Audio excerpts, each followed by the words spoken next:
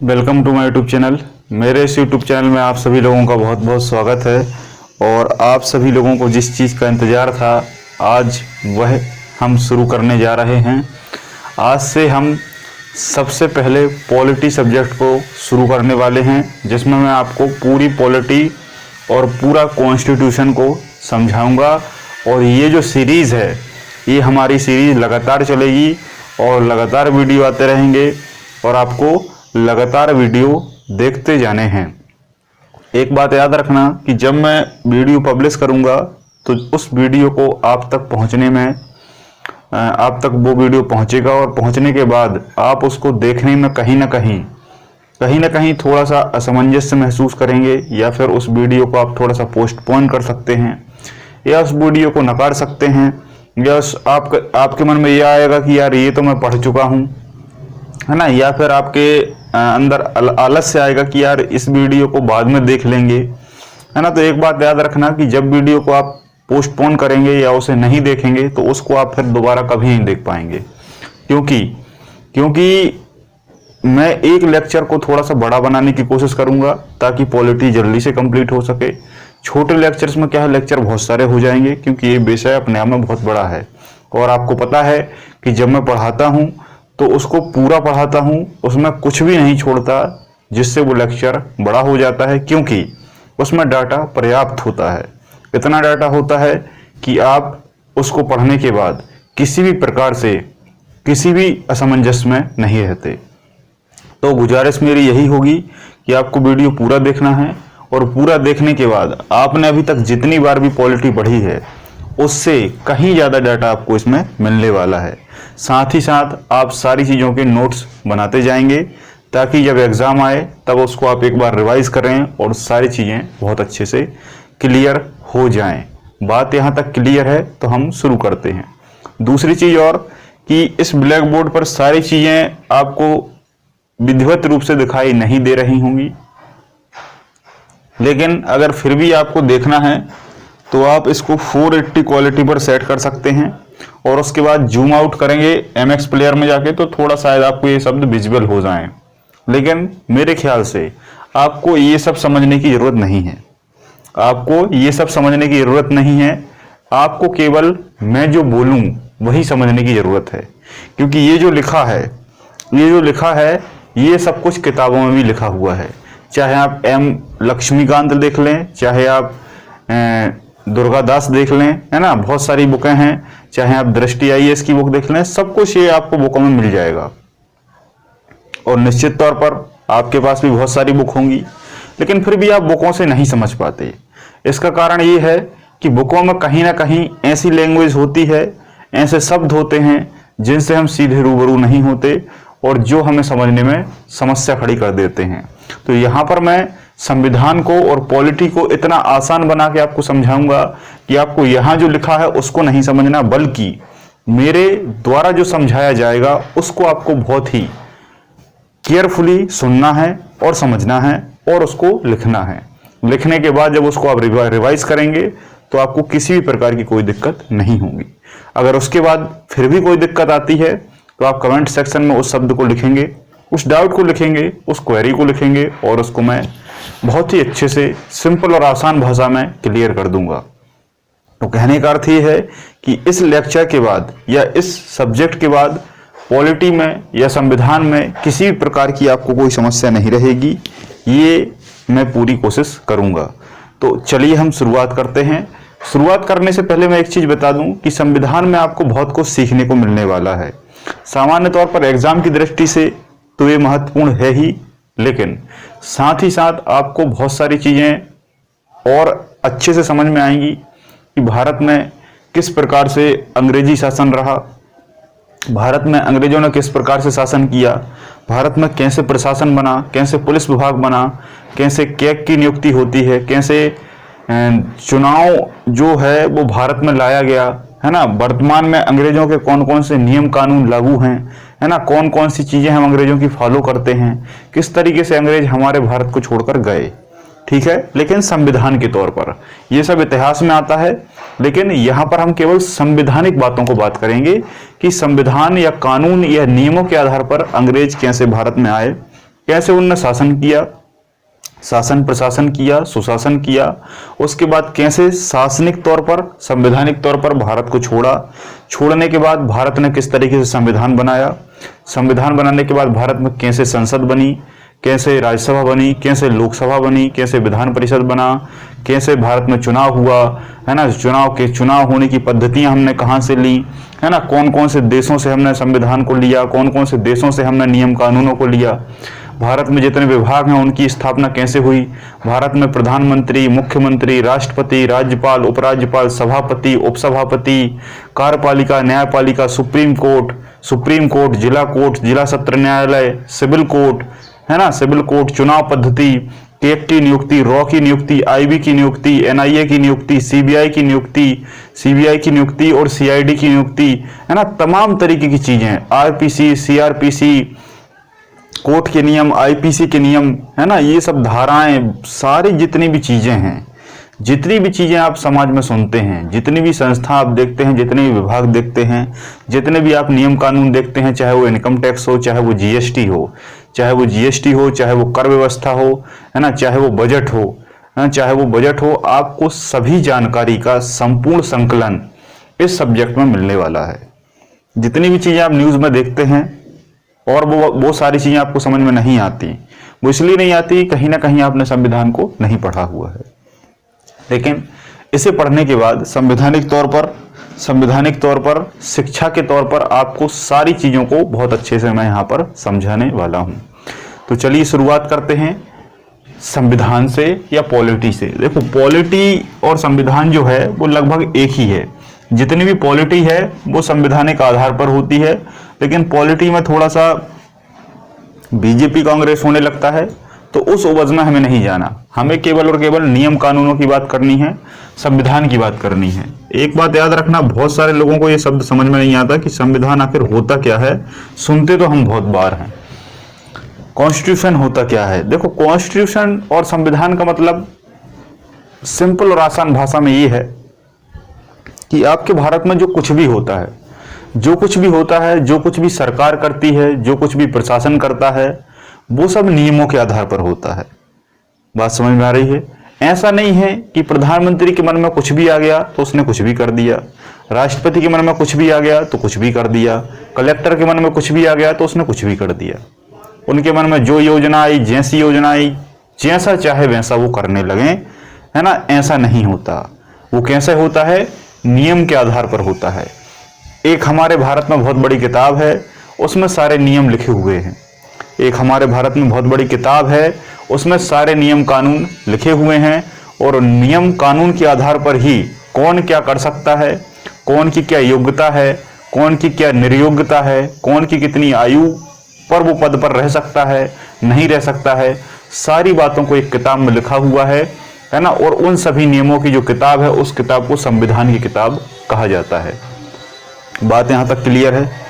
तो चलिए हम आगे बढ़ते हैं। तो सारे नियम कानून, कलेक्टर कैसे नियम बनाएगा, चुनाव आयोग कैसे चुनाव कराएगा, कितने वर्ष में चुनाव कराएगा, है ना, 5 वर्ष से ज्यादा नहीं करा सकता। बात समझ में आ रही है? तो हर एक के, किसी के लिए 6 वर्ष भी रखा गया है, राज्यसभा के लिए 6 वर्ष रखा गया है। तो सभी जगह जितने भी नियम कानून हैं, उन सभी नियम कानूनों को सभी पद के व्यक्ति मानते हैं, चाहे वो प्रधानमंत्री हो, चाहे वो एक छोटा सा प्यून हो, चाहे वो एक छोटा सा सचिव हो, सभी नियम कानूनों को मानते हैं। और सामान्य तौर पर बड़े पद की बात छोटे पद वाला व्यक्ति मानता है, क्योंकि उसको संविधान और कानून का ज्यादा ज्ञान होता है। इसलिए सिविल सर्विस में संविधान को एक बड़े स्तर पर पढ़ा जाता है। इसको बड़े स्तर पर मेंस में भी पूछा जाता है ना। प्री में तो पूछा ही जाता है, लेकिन मेंस में भी पूछा जाता है। तो संविधान का एक अच्छा ज्ञान होना बहुत जरूरी है। जिस व्यक्ति को जितना अच्छा ज्ञान होता है, उसको उतनी बड़ी पोस्ट मिलती है, उतने ज्यादा नंबर आते हैं, वो उतना बड़ा पदाधिकारी बनता है। ठीक है, कलेक्टर, डिप्टी कलेक्टर, है ना, एसडीएम वगैरह, है ना, नायब तहसीलदार, डीएसपी, बहुत सारी पोस्टें हैं। उसके बाद फिर ये व्यापम वगैरह की पोस्टें निकलती हैं। तो उनमें सभी जगह अलग अलग स्तर होता है संविधान का। तो जिसको जितना ज्ञान होगा वो उतनी ज्यादा चीजों को समझ पाएगा। तो हम समय जाया बिना शुरू करते हैं कि संविधान क्या है। तो संविधान को मैंने आपको बता दिया है। संविधान जो है, इसको सामान्य तौर पर हमारे जो भारत के आधुनिक मनु के नाम से जाने जाने वाले व्यक्ति हैं, जिनको हम डॉक्टर भीमराव अंबेडकर कहते हैं, है ना, उनके द्वारा इसको तैयार किया गया था, है ना। डॉक्टर भीमराव रामजी अंबेडकर, जिन्हें शॉर्ट में BR अंबेडकर कहा जाता है, उनने इसको तैयार किया था। मतलब तैयार करने का अर्थ ये है कि उनने इसको सब कुछ बहुत बढ़िया तरीके से इसको लिखा था, ठीक है। लेकिन वास्तविक तौर पर कहीं कहीं आपसे अगर पूछा जाएगा कि संविधान को लिखा किसने है, तो लिखने के बारे में जब भी आपसे पूछे तब एक नाम आता है, प्रेम बिहारी नारायण रायजादा। क्या नाम आता है? प्रेम बिहारी नारायण रायजादा के द्वारा संविधान लिखा गया था। एक बात याद रखना, लिखना एक अलग चीज होती है और तैयार करना एक अलग चीज होती है। संविधान में जितने भी नियम कानून हैं, जितनी भी बातें हैं, इन सभी को किसने बताया? भीमराव अंबेडकर ने। लेकिन केवल लिखने का काम, राइटिंग का काम किसने किया? प्रेम बिहारी नारायण रायजादा ने। और एक और व्यक्ति थे इनके साथ में, नंदलाल बोस। तो नंदलाल बोस ने उसमें थोड़ी सी पेंटिंग की, उस संविधान की पुस्तक को, पन्नों को, पेजों को बहुत अच्छे से सजाया हुआ है, ठीक है। तो 3 व्यक्तियों का अहम योगदान है। वैसे तो सभी व्यक्तियों का योगदान है ना। सरदार पटेल का भी इसमें बहुत योगदान है, और बहुत सारे देशों में अलग अलग व्यक्ति गए और उन्होंने अलग अलग देशों के संविधान को कॉपी पेस्ट किया और संविधान को तैयार किया, ठीक है। तो आपको यहां तक संविधान को एक बेसिक समझ आ चुकी होगी। अब हम संविधान को पढ़ने से पहले संविधान के इतिहास को समझेंगे, हिस्ट्री को समझेंगे, है ना। क्योंकि किसी भी चीज को समझने के लिए उसका इतिहास जानना जरूरी है। संविधान को पढ़ने के लिए, पॉलिटी को पढ़ने के लिए उसका इतिहास जानना बहुत जरूरी है। अगर इतिहास आपने जान लिया तो वर्तमान में वो उसका क्या महत्व है, क्या रोल है, क्या कार्य है, क्या नियम है, वो आप बहुत अच्छे से समझ पाएंगे। तो आज का हमारा लेक्चर है, इसमें हम पूरे संवैधानिक इतिहास की बात करेंगे। और आगे आने वाली जो क्लास है, आगे आने वाला जो लेक्चर है, वहां से भारतीय संविधान का जो वर्तमान परिप्रेक्ष्य तैयार हुआ है उसकी हम बात करेंगे, जो कि 1947 के बाद का होगा। यहां पर हम बात करेंगे अंग्रेजों के शासन के समय की, कि जब अंग्रेजों ने सबसे पहला संविधान बनाया। संविधान की जो सबसे पहली सीढ़ी थी, उस सीढ़ी की शुरुआत कहां से हुई, कैसे हुई और कब हुई, उस समय से लेकर 1947 के समय तक का जो पूरा संविधान रहा अंग्रेजों के समय का, जो हम संविधान का इतिहास मानते हैं, वो कैसे बना, किस किस कानूनों के आधार पर बना, वहां से हम बात करेंगे। क्योंकि भारत के संविधान में आज जो कुछ भी है वो कहीं ना कहीं भारत का नहीं है, बल्कि दूसरे देशों की देन है, जिसमें सबसे ज्यादा अहम योगदान अंग्रेजों का है। कुछ लोग इसको नकारात्मक वे में ले लेते हैं, नकारात्मक वे में ऐसा देते हैं, कहते हैं कि यार हमारे भारत ने क्या तैयार किया है, भारतीय लोग तो बड़े निकृष्ट होते हैं, क्योंकि उन्होंने अंग्रेजों की ही सारी चीजों को ले लिया है। वो खुद तो कुछ नहीं कर पाए, उन्होंने अंग्रेजों की ही सारी चीजें ले ली हैं, इसी कारण अंग्रेज हमसे श्रेष्ठ थे। ऐसा कुछ लोग नकारात्मक वे में कहते हैं, लेकिन ऐसा नहीं है। हर एक चीज में अच्छाई होती है, हर एक चीज में बुराई होती है, बशर्ते उसका अलग अलग मोटिव हो सकता है। अंग्रेजों के नियम कानून उनके लिए बहुत अच्छे थे, उनके लिए बहुत सक्षम थे, इसी कारण वो सभी देशों में राज कर पाए। बल्कि उनकी जो नीति थी वो भारतीयों के लिए खराब थी, भारतीयों का वो दोहन करते थे, भारतीयों पर अत्याचार करते थे, है ना। आज के लोग कुछ हैं जो अंग्रेजों का समर्थन करते हैं, क्योंकि उनके ऊपर अंग्रेजों का अत्याचार नहीं हुआ। अगर एक बार अत्याचार हो जाता तो वो बहुत अच्छे से समझ जाते, जैसे वर्तमान में भारत पाकिस्तान और भारत चीन की दृष्टिकोण के आधार पर उन दोनों देशों को देखा जाता है, ठीक है। तो एक बात और हमेशा याद रखना, भारत पाकिस्तान की जो देन है वो भी अंग्रेजों की है। आज हम पाकिस्तान को जितना बड़ा दुश्मन मानते हैं, उससे कहीं बड़ा दुश्मन हमारा ब्रिटेन रहा है उस समय, और उसी ब्रिटेन की बदौलत हमारा जो देश है वो 2 भागों में विभाजित हुआ। 2 भागों में कैसे विभाजित हुआ अभी मैं आपको बताऊंगा। तो भारत पाकिस्तान के विभाजन की भी आपको यहां पर पूरी जानकारी मिलने वाली है। तो हम चलेंगे शुरुआत से, क्रम से। आपको पता है कि भारत में विदेशियों का आगमन हुआ। 1498 में भारत में वास्को डी गामा आया, जो कालीकट के बंदरगाह पर उतरा केरल में। उतरने के बाद उसने यहाँ पर बहुत सारे मसाले देखे, बहुत सारी चीजें देखी, क्योंकि भारत में बहुत सारी नदियां हैं, उपजाऊ मिट्टी है, तो बहुत सारी चीजों का प्रोडक्शन होता है।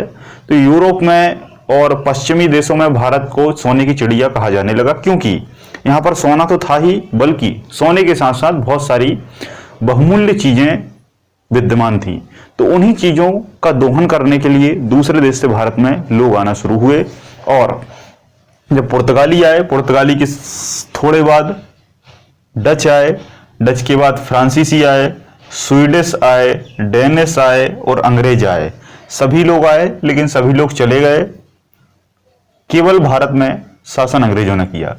तो 1600 में अंग्रेजों ने अपना पहला एक राजलेख कानून, एक राजलेख एक्ट पारित किया।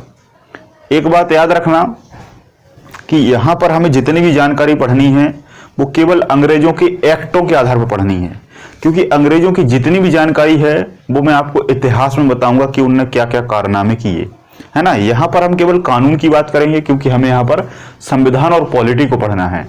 तो हम अंग्रेजों के केवल एक्ट उठाएंगे और एक्टों को पढ़ेंगे। एक्ट का मतलब होता है अधिनियम, इन्हीं को हम कानून भी कह सकते हैं, है ना। टोटल अंग्रेजों ने 19 एक्ट पारित किए, है ना। टोटल अंग्रेजों ने 19 एक्ट पारित किए, है ना। बहुत सारी बुकों में 19 एक्ट नहीं दिए रहते, कहीं कहीं 15 दिए हैं, कहीं कहीं 17 दिए हैं, है ना। बहुत सारे टीचर्स जो हैं वो 10-12 एक्ट लिखवा देते हैं। बेसिकली देखा जाए तो इन एक्टों का ज्यादा अहम योगदान नहीं है, थोड़े बहुत फैक्ट यहां से पूछे जाते हैं, बल्कि समझने की दृष्टि से बहुत महत्वपूर्ण है, क्योंकि इसको आपने समझ लिया तो संविधान आपको चुटकी में याद हो जाएगा, नहीं तो आप परेशानी में आ जाएंगे। तो मैं नहीं चाहता कि आप किसी भी परेशानी में आए, तो आपको केवल सुनना है, यहां पर दिमाग नहीं लगाना है। बात क्लियर है तो बोलिए यस। तो सबसे पहला जो एक्ट था वो 1600 का एक्ट था, केवल आपको सन याद रखना है। 1600 के एक्ट के बाद 1726 का एक्ट आया। 1726 के एक्ट के बाद एक बार मैं रिवाइज करा देता हूं, 1600 एक्ट के बाद 1726 का एक्ट आया। फिर उसके बाद 1773 का रेगुलेटिंग एक्ट आया। 1773 के बाद 1781 का एक्ट आया। 1781 के बाद 1784 का एक्ट आया। फिर 1786 का एक्ट आया। उसके बाद 1791 का एक्ट आया। 1791 का एक्ट आया, सॉरी 1793 का एक्ट आया। 1793 के एक्ट के बाद 1813 का एक्ट आया। 1813 के बाद 1833 का एक्ट आया। 1833 के बाद 1853 का एक्ट आया। 1853 के बाद 1858 का एक्ट आया। 1858 के बाद 1861, 1861 के बाद 1873, 1876, 1891, 1861, 1873, सॉरी 1876, 1892, 1892 का एक्ट आया। 1892 के बाद 1909 का आया पार्लियामेंट सुधार। फिर 1919 का एक्ट आया। फिर 1935 का एक्ट आया। फिर 1947 का एक्ट आया, जो कि भारत स्वतंत्रता अधिनियम एक्ट था। ठीक है, तो ये कुल 19 एक्ट पारित किए अंग्रेजों ने, और यही 19 एक्ट कहीं ना कहीं संविधान की बेसिक रीढ़ की हड्डी थे। ठीक है, तो संविधान की हम शुरुआत से बात करते हैं 1600 के एक्ट से। तो 1600 के एक्ट में राजलेख एक्ट पारित हुए इंग्लैंड में। इंग्लैंड में 31 दिसंबर 1600 को लॉर्ड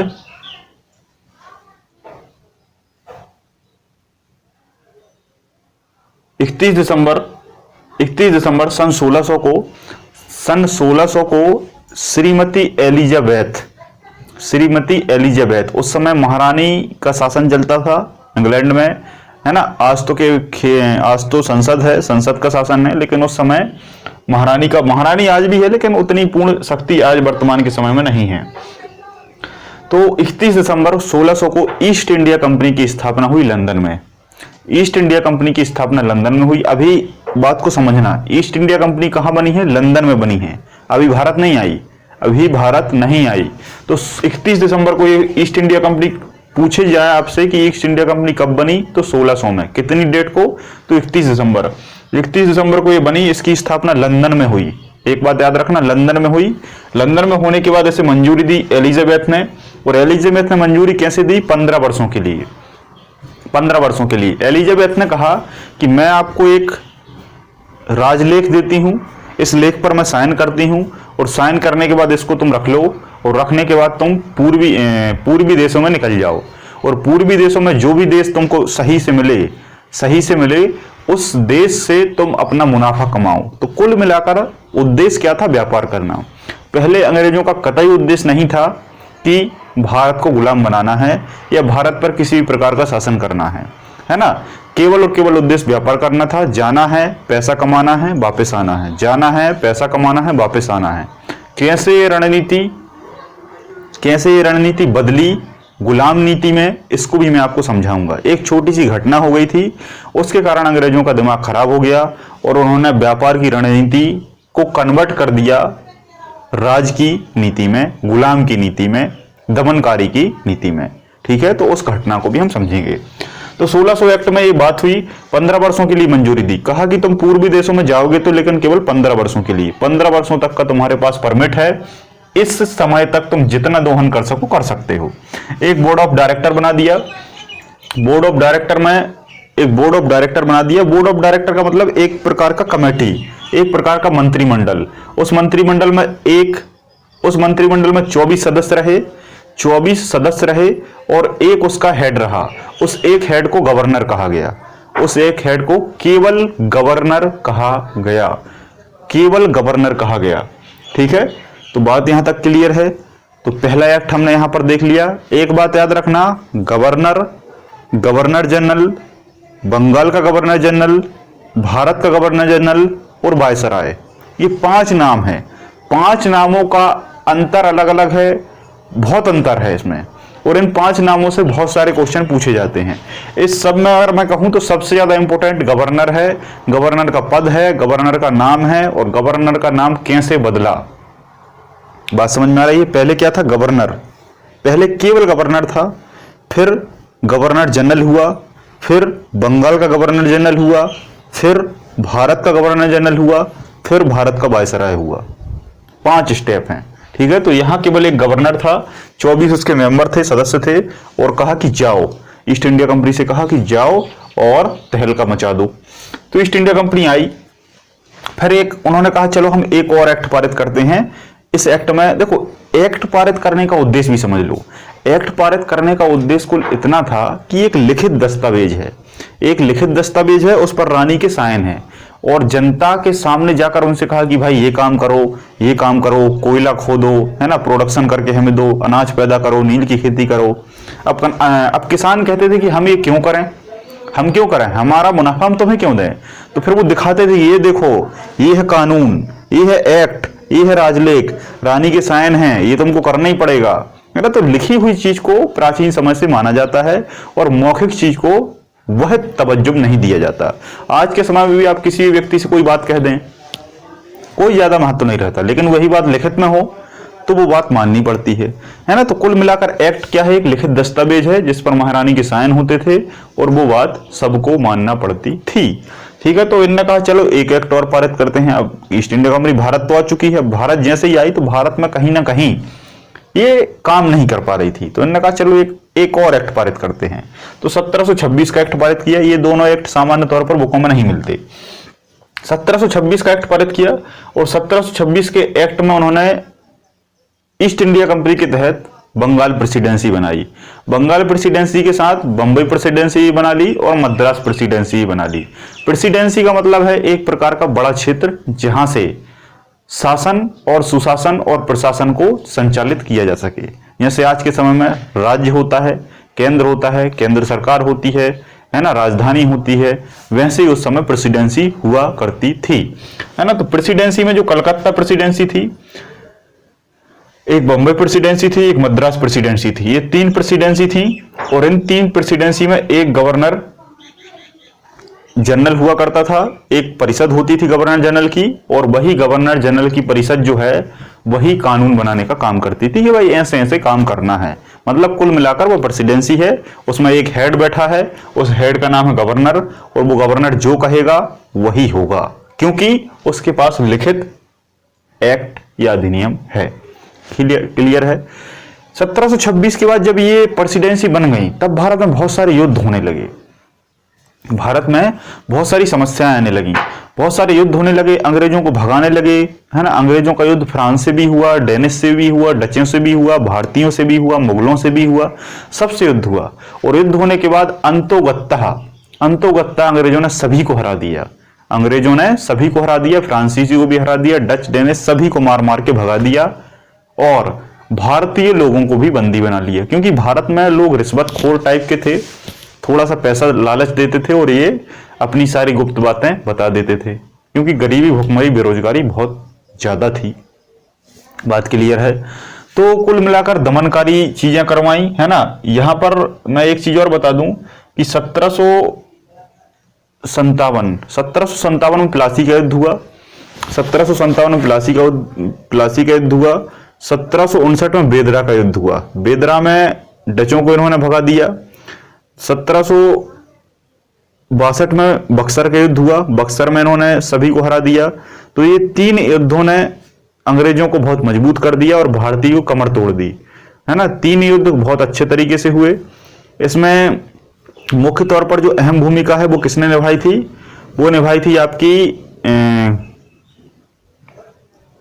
एक गवर्नर जनरल ने। उस गवर्नर जनरल का मैं अभी नाम भूल रहा हूं, बहुत अच्छा नाम है उसका।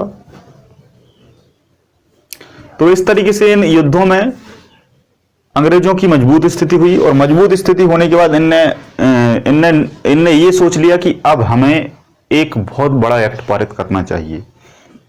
ऐसा एक्ट पारित करेंगे कि जिसमें हम सारी शक्तियों को एक साथ ले लेंगे, सारी शक्तियों को साथ ले लेंगे। तो इनने पारित किया 1773 का एक्ट। इस एक्ट का एक नाम है, इस एक्ट को हम रेगुलेटिंग एक्ट कहते हैं। 1773 के एक्ट को हम रेगुलेटिंग एक्ट कहते हैं। एक बात याद रखना, रेगुलेटिंग एक्ट और रोलिंग एक्ट दोनों में बहुत अंतर है ना, दोनों में बहुत अंतर है। तो रोलिंग अभी आगे आएगा 1919 में। ये है रेगुलेटिंग एक्ट 1773। वास्तविक एक्ट की शुरुआत यहीं से मानी जाती है और सभी बुकों में, लक्ष्मीकांत हो या अन्य बुक हो, यहीं से दिया रहता है 1773 से। इसी कारण भारतीय संविधान की वास्तविक सीढ़ी 1773 के रेगुलेटिंग एक्ट को माना जाता है। वैसे तो ये जो 2 नियम है ये भारत में नहीं बने थे, ये इंग्लैंड में ही बन गए थे, इसलिए इनको भारतीय संविधान की सीढ़ी नहीं माना जाता। लेकिन 1773 का रेगुलेटिंग एक्ट भारत में ही बना, भारत में ही लागू हुआ और यही सब कुछ हुआ। इसी कारण इसको हम भारतीय संविधान की पहली सीढ़ी मानते हैं। इस समय इंग्लैंड का जो पीएम थे उनका नाम था लॉर्ड नॉर्थ थे और लॉर्ड नॉर्थ ने कमेटी बनाई। उस कमेटी में ये डिसीजन लिया गया कि भारत में अभी 3 प्रेसिडेंसी हैं, बंगाल, मद्रास और बंबई प्रेसिडेंसी। इसमें हम एक प्रेसिडेंसी को हेड बनाते हैं, एक प्रेसिडेंसी को क्या बनाते हैं? हेड बनाते हैं। तो इन्होंने क्या किया? बंगाल प्रेसिडेंसी को हेड बना दिया।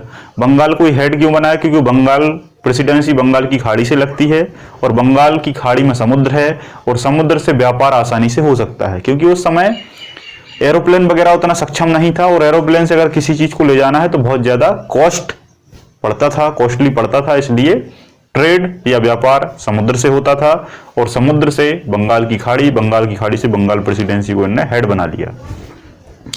जब ये प्रेसिडेंसी हेड बनी तो इन्होंने कहा कि इसी प्रेसिडेंसी के अंतर्गत बंबई प्रेसिडेंसी आएगी और मद्रास प्रेसिडेंसी आएगी। पहले अलग अलग थी, लेकिन अब बंबई प्रेसिडेंसी के अंदर सब कुछ आने लगा। सारा सर्वे सर्वा बंगाल प्रेसिडेंसी को चला गया और बंगाल प्रेसिडेंसी सारी चीजों को रेगुलेट करने लगी। जब बंगाल प्रेसिडेंसी सभी चीजों को रेगुलेट करने लगी तो बंगाल प्रेसिडेंसी को हेड बना दिया गया और बंगाल प्रेसिडेंसी का भी एक हेड बना दिया जिसे बंगाल का गवर्नर जनरल कहा गया। क्या कहा गया? बंगाल का गवर्नर जनरल कहा गया। अभी केवल गवर्नर था, अब क्या हो गया? बंगाल का गवर्नर जनरल। तो जो बंगाल का तो होगा ही और बंगाल के अंतर्गत मद्रास भी आ गया, बंबई भी आ गया, तो उनके ऊपर भी नियम कानून एक ही बनाएगा। पहले अलग अलग थे, अलग अलग नियम कानून बनाते थे, अब केवल एक ही हो गया, बंगाल का गवर्नर जनरल। और बंगाल का गवर्नर जनरल ही सब कुछ करेगा, एक के ही हाथ में पूरी शक्ति दे दी। और ये भाई साहब कौन थे जो पहली बार गवर्नर जनरल बने? इनका नाम था लॉर्ड वॉरेन हेस्टिंग्स। इनका नाम क्या था? वॉरेन हेस्टिंग्स, है ना, वॉरेन हेस्टिंग्स। तो वॉरेन हेस्टिंग्स बंगाल का प्रथम गवर्नर जनरल बना।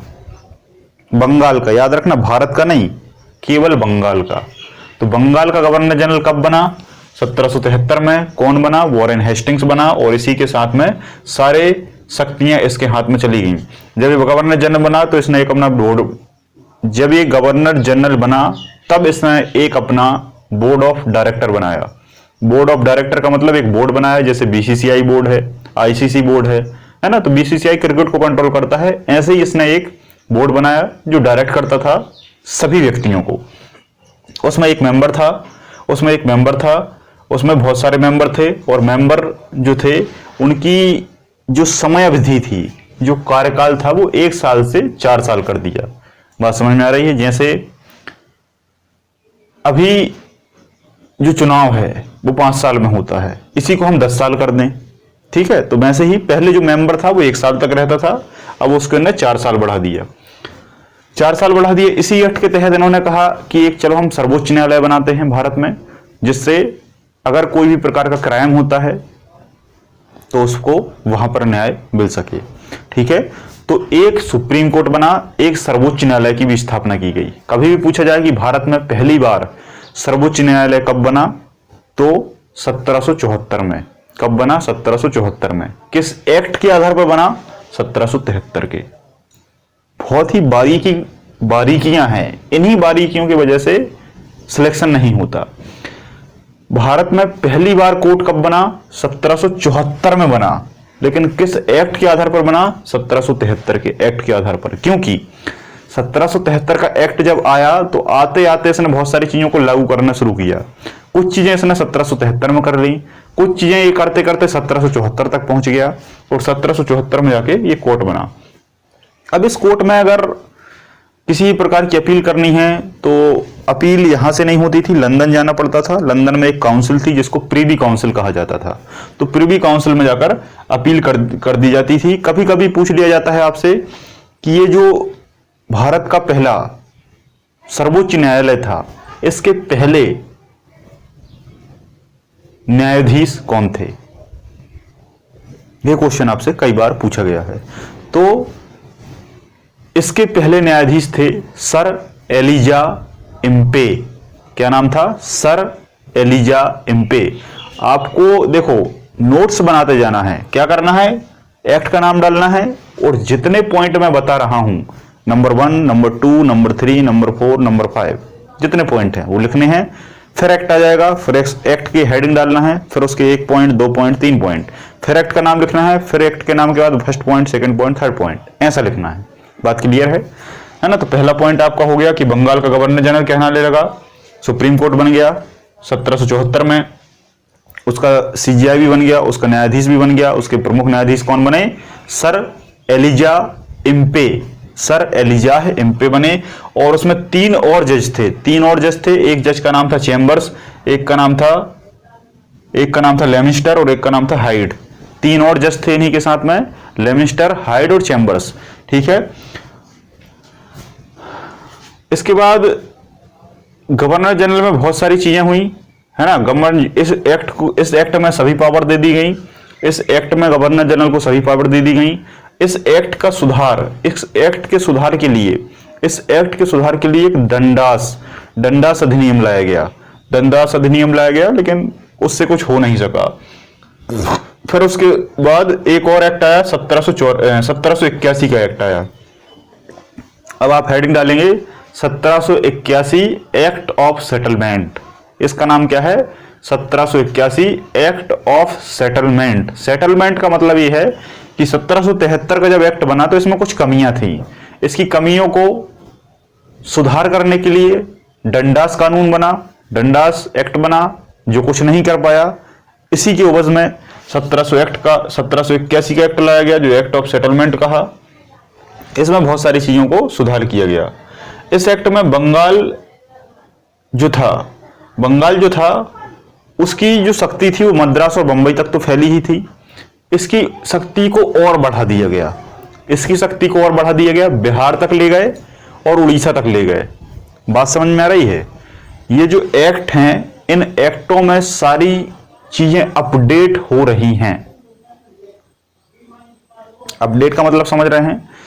जितनी भी शक्ति हैं, ये सारी शक्ति बार बार एक्ट करके अपनी शक्तियों को बढ़ाते जाएंगे।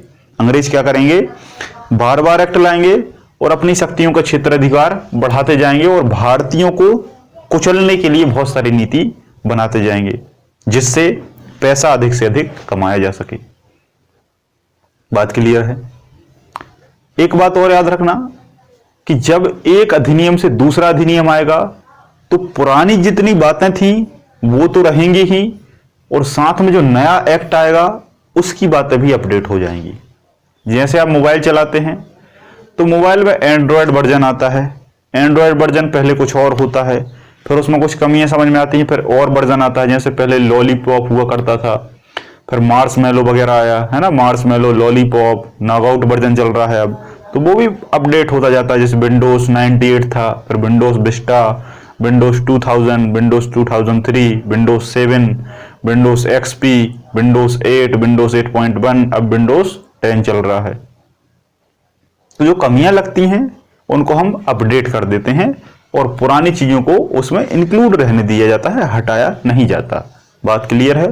तो 1781 के एक्ट में बंगाल के अंदर 2 और बढ़ा दिए, बिहार को भी कब्जे में ले लिया, उड़ीसा को भी कब्जे में ले लिया, है ना, और सारा जो भी है वो गवर्नर जनरल करने लगा। उसके बाद 1784 का एक्ट आया। 1784 के एक्ट को पिट्स इंडिया एक्ट कहा जाता है, पिट्स इंडिया एक्ट कहा जाता है। इसमें पॉइंट लिखेंगे, इसमें पहले एक ही बोर्ड ऑफ डायरेक्टर हुआ करता था, अब 2 बना दिए, एक बोर्ड ऑफ डायरेक्टर, एक बोर्ड ऑफ कंट्रोलर। पहले एक ही हुआ करता था बोर्ड ऑफ डायरेक्टर, वही सब कुछ डायरेक्ट करेगा, नियम बनाएगा, कानून बनाएगा, प्रशासन बनाएगा, सब कुछ नीति नियम योजनाएं सब बनाएगा।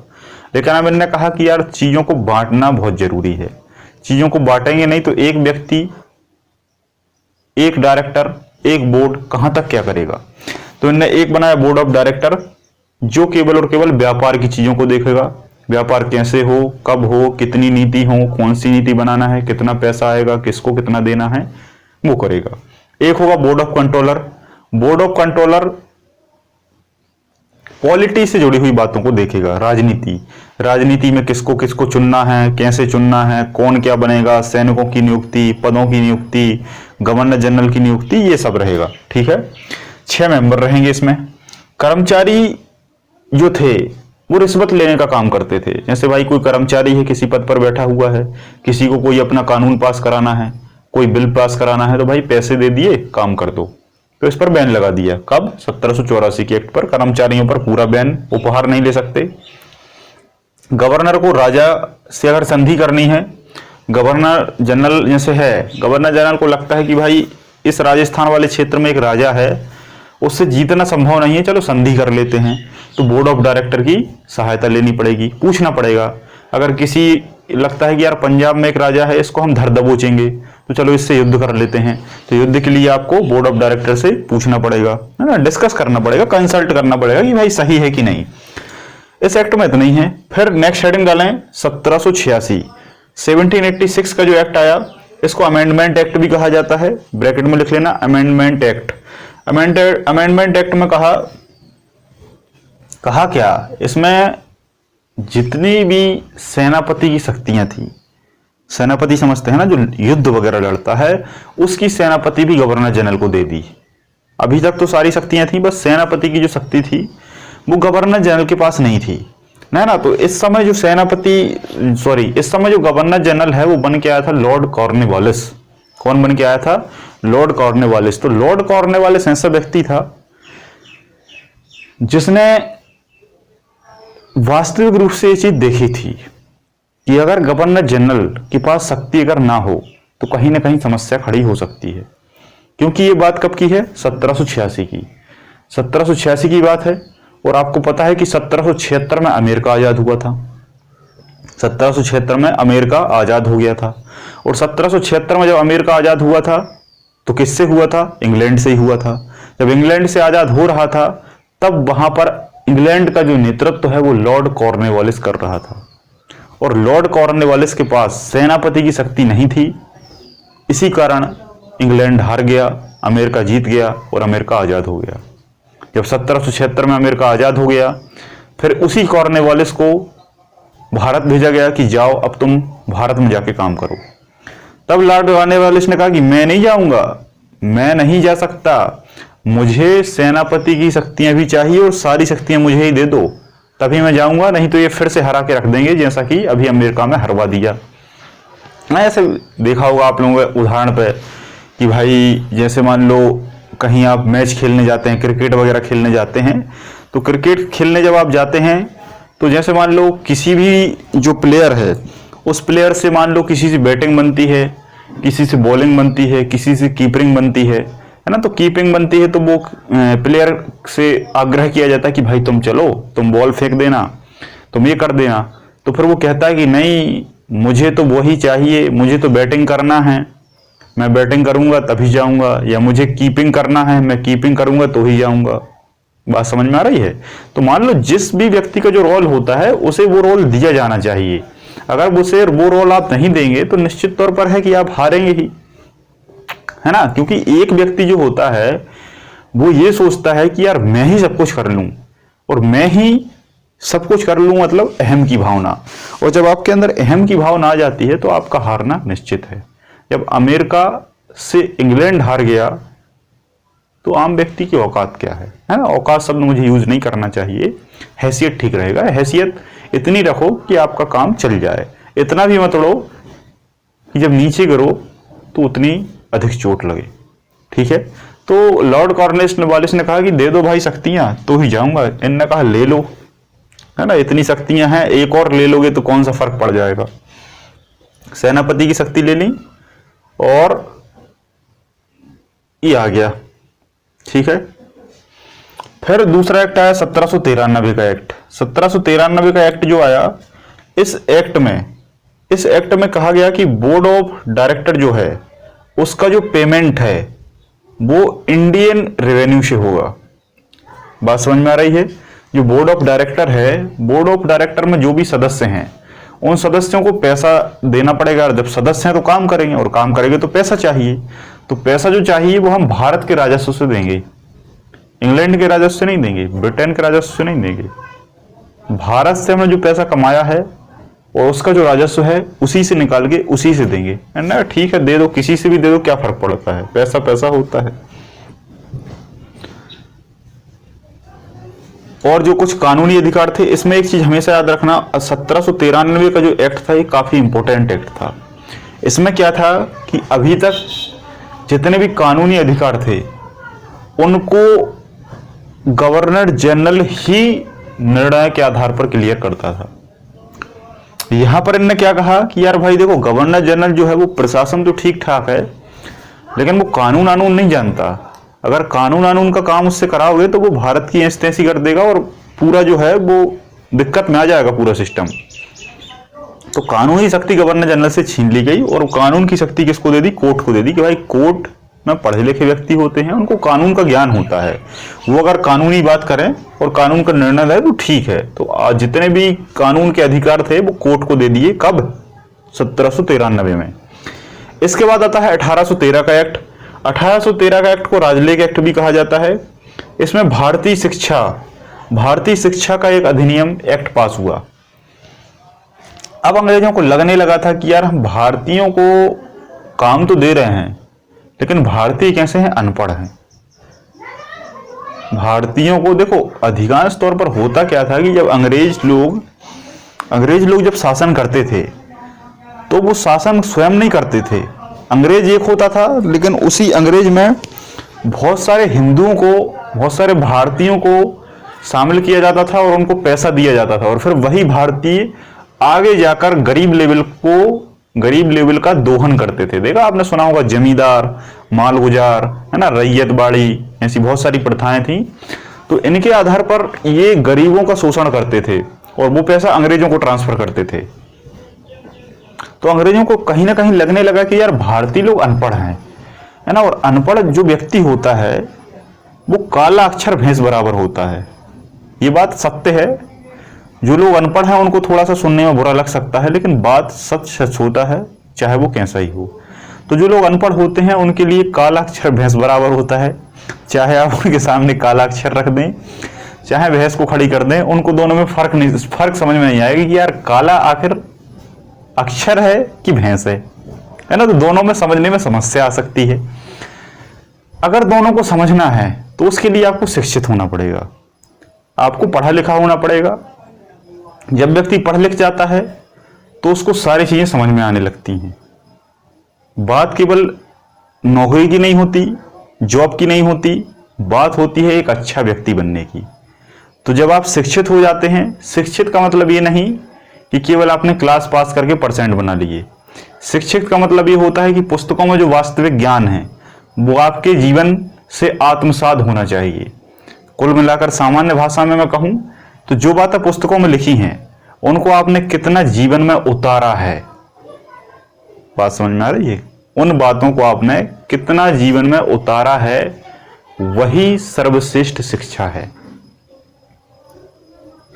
जब व्यक्ति ये कर लेता है तो वो काला अक्षर और भैंस में तो फर्क करता ही है, बल्कि समाज की सारी कुरीतियां, गलतियां, कमियां, अच्छाइयां, सफलता, असफलता, अच्छाई, बुराई, सभी चीज को पहचानने लगता है और अपने जीवन का निर्णय सही से लेने लगता है। साथ ही साथ अपने आसपास के जितने व्यक्ति हैं उनके भी जीवन में एक बहुत बड़ा बदलाव लाता है। बात क्लियर है?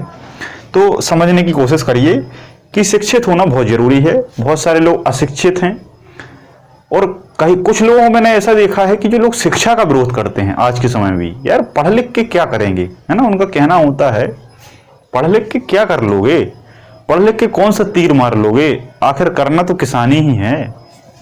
कुछ लोग ऐसा मुझसे अभी भी कहते हैं कि पढ़ लिख के तुमने क्या उखाड़ लिया, क्या कर लिया। तो भाई साहब, पढ़ लिखने का मतलब ये नहीं होता कि केवल जॉब ही मिले। जॉब बहुत छोटी चीज होती है ना। जॉब बहुत छोटी चीज होती है। एक पढ़ा लिखा व्यक्ति जॉब से बड़ा बिजनेस खड़ा कर देता है। बात समझ में आ रही है?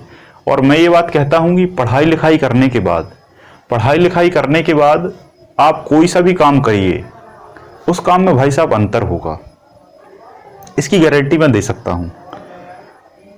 भले ही आज जो किसान हैं वो किसानी करते हैं, लेकिन वो उस स्तर की खेती नहीं कर पाते जिस स्तर की खेती होनी चाहिए।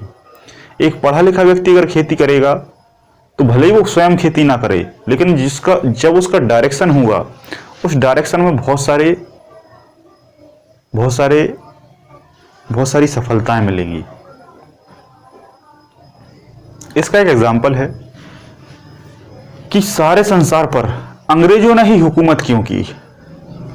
फ्रांस क्यों नहीं कर पाया, डेनिस क्यों नहीं कर पाया, यूरोप क्यों नहीं कर पाया, रूस क्यों नहीं कर पाया, चीन क्यों नहीं कर पाया, लिस्बन क्यों नहीं कर पाया, अजरबैजान क्यों नहीं कर पाया, स्पेन क्यों नहीं कर पाया, मैड्रिड क्यों नहीं कर पाया, कनाडा क्यों नहीं कर पाया, अर्जेंटीना क्यों नहीं कर पाया, ब्राजील क्यों नहीं कर पाया, पराग्वे क्यों नहीं कर पाया, उरुग्वे क्यों नहीं कर पाया, चिली क्यों नहीं कर पाया, मोजाम्बिया क्यों नहीं कर पाया, जाम्बिक क्यों नहीं कर पाया, लूसाका क्यों नहीं कर पाया, अल्जीरिया क्यों नहीं कर पाया, पाकिस्तान क्यों नहीं कर पाया। ब्रिटेन ने ही सारे विश्व पर हुकूमत क्यों की? क्योंकि उनके पास गाइडलाइन थी। गाइडलाइन, डायरेक्शन, इंस्ट्रक्शन अगर सही है तो आप संसार का सब कुछ कर सकते हैं।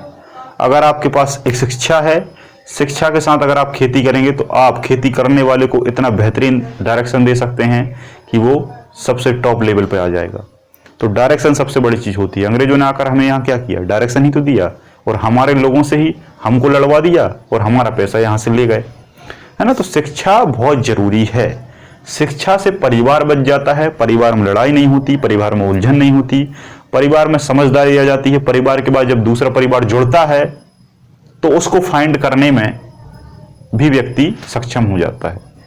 इतने फायदे हैं, मैं फायदे बता नहीं सकता, केवल आपको समझना है। तो भारतीय शिक्षा के एक्ट को पास किया और कहा कि भाई हम रोज नहीं, एक साल में 1 लाख रुपया खर्च करेंगे। 1 साल में हम 1 लाख रुपया खर्च करेंगे और 1 लाख में जितना भी शिक्षा का स्तर बेहतर से बेहतर हो उतना करने की कोशिश करेंगे। इसलिए नहीं कि भारतीय लोग शिक्षित हों, बल्कि इसीलिए कि जो लोग हमारे कर्मचारी हैं वो शिक्षित हो जाएं और वो बहुत ज्यादा भारतीयों का और दोहन करके ज्यादा मुनाफा कमा के हमें दें। बात समझ रहे हैं? भारतीयों को शिक्षित करने का उद्देश्य भारतीयों को शिक्षित करना नहीं है। भारतीय उन व्यक्तियों को शिक्षित करना है जो शिक्षित होकर और भारतीयों से ज्यादा मुनाफा कमा के हमें दें। ठीक है, तो इस तरीके से एक्ट पास हुआ। धार्मिक नियोग्यता एक्ट भी पास हो गया। कब हो गया? 1813 में। एक बात याद रखना, सारे बिंदुओं को हाईलाइट करके लिखते चलना। ये हमेशा पूछे जाते हैं कि भारतीय शिक्षा का एक्ट पहली बार कब पास हुआ। 1813 में। किस एक्ट के द्वारा पास हुआ? 1813 के एक्ट के द्वारा। तो समझने की कोशिश करिए। इसके साथ साथ धार्मिक निरयोग्यता एक्ट भी पास कर दिया। धार्मिक निरयोग्यता एक्ट पास करने का एक अलग ही उद्देश्य था। इसका उद्देश्य ये था कि कुछ ईसाई जो व्यक्ति हैं, ईसाई मिशनरियां, वो भारत में आई और भारत में आने के बाद उनने ऐसा कार्य करना शुरू किया, ऐसा एक्ट बनाया कि भाई धर्म के आधार पर व्यक्ति में भेदभाव करना शुरू किया। कैसे? समझिए। कुछ ईसाई मिशनरियां भारत में आई। भारत में आने के बाद उन्होंने कहा कि अगर तुम्हारा कोई बेटा नहीं है, तुम्हारा कोई बेटा नहीं है, तुम्हारी कोई संतान नहीं है, तुम्हारा कोई वारिस नहीं है, तुम्हारा कोई वारिस नहीं है, तो तुम ईसाई धर्म को क्या कर लो? स्वीकार कर लो। तुम्हारा कोई वारिस नहीं है तो तुम ईसाई धर्म को स्वीकार कर लो। या ईसाई धर्म को स्वीकार नहीं कर सकते तो तुम्हारा जो प्रॉपर्टी है वो अंग्रेजी सरकार की हो जाएगी। तुम्हारा अगर कोई पुत्र नहीं है, तुम्हारा अगर कोई वारिस नहीं है, वारिस का मतलब केवल बेटा होता था, बेटी से उन्हें कोई मतलब नहीं था। तो तुम्हारा कोई वारिस नहीं है तो तुम्हारा जितना भी राजपाट है वो सब किसका हो जाएगा? अंग्रेजों का हो जाएगा। अगर तुम ईसाई धर्म को अपना लो तो चल जाएगा, तो हम तुम्हें छोड़ देंगे। ऐसे बहुत सारे कानून पास किए। तो ये कानून उनके लिए सही थे, उनकी नीतियों में बहुत सही था। और ये कहां से आ रहा है? ये शिक्षा से आ रहा है। उनको ज्ञान था, पढ़े लिखे थे। आपको पता है 1200-1100 में, मतलब आज से 1000 साल पहले वहां यूनिवर्सिटियां बन गई थी। पिछले मैंने वीडियो में आपको ऑक्सफोर्ड यूनिवर्सिटी, ऑक्सफोर्ड और कैम्ब्रिज के बारे में बताया। बताइए आप लोग, सोचिए कि ऑक्सफोर्ड यूनिवर्सिटी, कैम्ब्रिज यूनिवर्सिटी कौन जमाने में बन गई थी? लगभग 1209 की बात है, 1000 ईस्वी की बात है। तो 1000 और 1209 उस समय जब ये बन चुकी थी तब भारत में कुछ नहीं था। तब भारत में केवल तुर्की आ रहे थे और जा रहे थे। तो कंपनी का जो एक अधिकार है वो भी समाप्त कर दिया। कंपनी का एक अधिकार जो है वो भी समाप्त कर दिया। एक अधिकार का मतलब ये है कि ईस्ट इंडिया कंपनी ही केवल और केवल भारत का दोहन कर सकती थी। ईस्ट इंडिया कंपनी का मतलब एक कंपनी जिसमें कुछ दल हैं, जिसमें कुछ व्यक्ति हैं, जिसमें जितने व्यक्ति हैं उतने ही व्यक्ति केवल भारत का शोषण करेंगे, ब्रिटेन का अन्य व्यक्ति शोषण नहीं करेगा। लेकिन उसको समाप्त कर दिया और कह दिया कि कंपनी के अलावा जितने भी ब्रिटेन के व्यक्ति हैं सभी पहुंचे, सभी जाएं, जिसको जाना है जाए, जिसको जो करना है करे। जितने व्यक्ति अंग्रेज से जा सकते हैं जाएं और व्यापार करें और बढ़िया तरीके से मुनाफा कमाएं। तो सभी ब्रिटिशर्स को अनुमति दे दी। इंग्लैंड में घोषणा कर दी, बिगुल बजा दिया कि जितने इंग्लैंड वाले व्यक्ति हैं जाओ भारत, और भारत जाके भारत की बाट लगा के आओ। इसमें एक अपवाद था। इसमें अपवाद क्या था कि जब एक अधिकार को समाप्त किया, मतलब सारे अधिकार समाप्त कर दिए, कंपनी के सारे अधिकार समाप्त कर दिए। कंपनी के सारे अधिकार समाप्त कर दिए का मतलब यह है कि कंपनी के सारे अधिकार कंपनी को तो हैं ही, बल्कि ब्रिटेन के सभी व्यक्तियों को हैं। देखो शिक्षा का प्रभाव कितना गजब का रहता है। बात कही ऐसी कि भारत को लगा कि वाह यार क्या बात है, अब तो कंपनी खत्म हो जाएगी। लेकिन इस बात में यह भी निहित है कि कंपनी के अधिकार तो रहेंगे ही, साथ साथ में ब्रिटेन के और व्यक्ति भी आके आपकी बाट लगाएंगे। अभी तो एक दल था 100-200 व्यक्तियों का जो केवल कंपनी का था, जो आपको लूट रहा था। अब पूरा ब्रिटेन आके लूटेगा। बात समझ में आ रही? तो कंपनी का अधिकार समाप्त, मतलब कंपनी का तो है ही, साथ में ब्रिटेन के सभी व्यक्तियों का अधिकार है। बात समझ में आई? लेकिन इसमें एक अपवाद है। अपवाद ये है कि केवल चाय का जो व्यापार था, केवल जो चाय का व्यापार था, उस चाय के व्यापार को बना रहने दिया। किसके लिए? कंपनी के लिए। मतलब चाय का व्यापार केवल और केवल कंपनी कर सकेगी। मतलब चाय के व्यापार पर एक अधिकार बना रहा। किसका? कंपनी का। एक अधिकार का मतलब यह है केवल उसी को अधिकार। चाय के अलावा भारत में जितने भी काम हैं सभी ब्रिटेन के व्यक्ति कर सकते हैं, कंपनी को एक अधिकार नहीं होगा, लेकिन चाय पर होगा। अभी इसके बाद जो एक्ट आएगा उसमें चाय पर भी अधिकार खत्म कर दिया जाएगा, लेकिन इस पर यहां चाय का अधिकार समाप्त नहीं किया। कब? 1813 में। 1813 में कंपनी के सारे अधिकार समाप्त कर दिए गए, मतलब सभी को अधिकार हैं, लेकिन चाय का अधिकार अभी भी कंपनी के हित में है, जो कि 1833 के एक्ट में खत्म हो जाएगा। नेक्स्ट हेडिंग डालना 1833। 1833 के एक्ट में कंपनी का अधिकार जो है, कंपनी का जो एक अधिकार था वो पूर्णतः समाप्त कर दिया। पूर्णतः, चाय हो चाहे बिस्कुट हो, कुछ भी हो, चाहे कॉफी हो, सब खत्म। जितने ब्रिटेन के व्यक्ति हैं सभी जाएं, सभी करें, सभी मुनाफा कमाएं, किसी से कोई लेना देना नहीं है, है ना। तो अधिकार सभी समाप्त कर दिए गए। 1833 में एक सबसे अहम पॉइंट आईएमपी करके लिखेंगे, यहां आकर बंगाल का गवर्नर जनरल जो था वो अब बदल जाएगा। कैसे बदलेगा समझिए। मैंने आपको बताया पहले जो थे अंग्रेज वो बंगाल में आए, केवल बंगाल में आए। बंगाल में आने के बाद उसी राज्य का एक व्यक्ति बना दिया बंगाल का गवर्नर जनरल। बंगाल का गवर्नर जनरल बना, फिर बंगाल फैला, बंबई तक कवर किया, मद्रास कवर किया, दोनों को अपने में ले लिया। बिहार बढ़ा, उड़ीसा बढ़ा, दोनों को अपने में ले लिया। लेते गए लेते गए लेते गए और पूरा भारत कैप्चर कर लिया। जब पूरा भारत कैप्चर कर लिया तो उस गवर्नर को हम बंगाल का गवर्नर कहेंगे? जी नहीं, उसको हम अब क्या कहेंगे? भारत का गवर्नर जनरल, क्योंकि वो अब बंगाल का गवर्नर जनरल नहीं रहा, बल्कि पूरे भारत का गवर्नर जनरल हो चुका है। संपूर्ण भारत पर एक ही गवर्नर जनरल का अधिकार हो चुका है।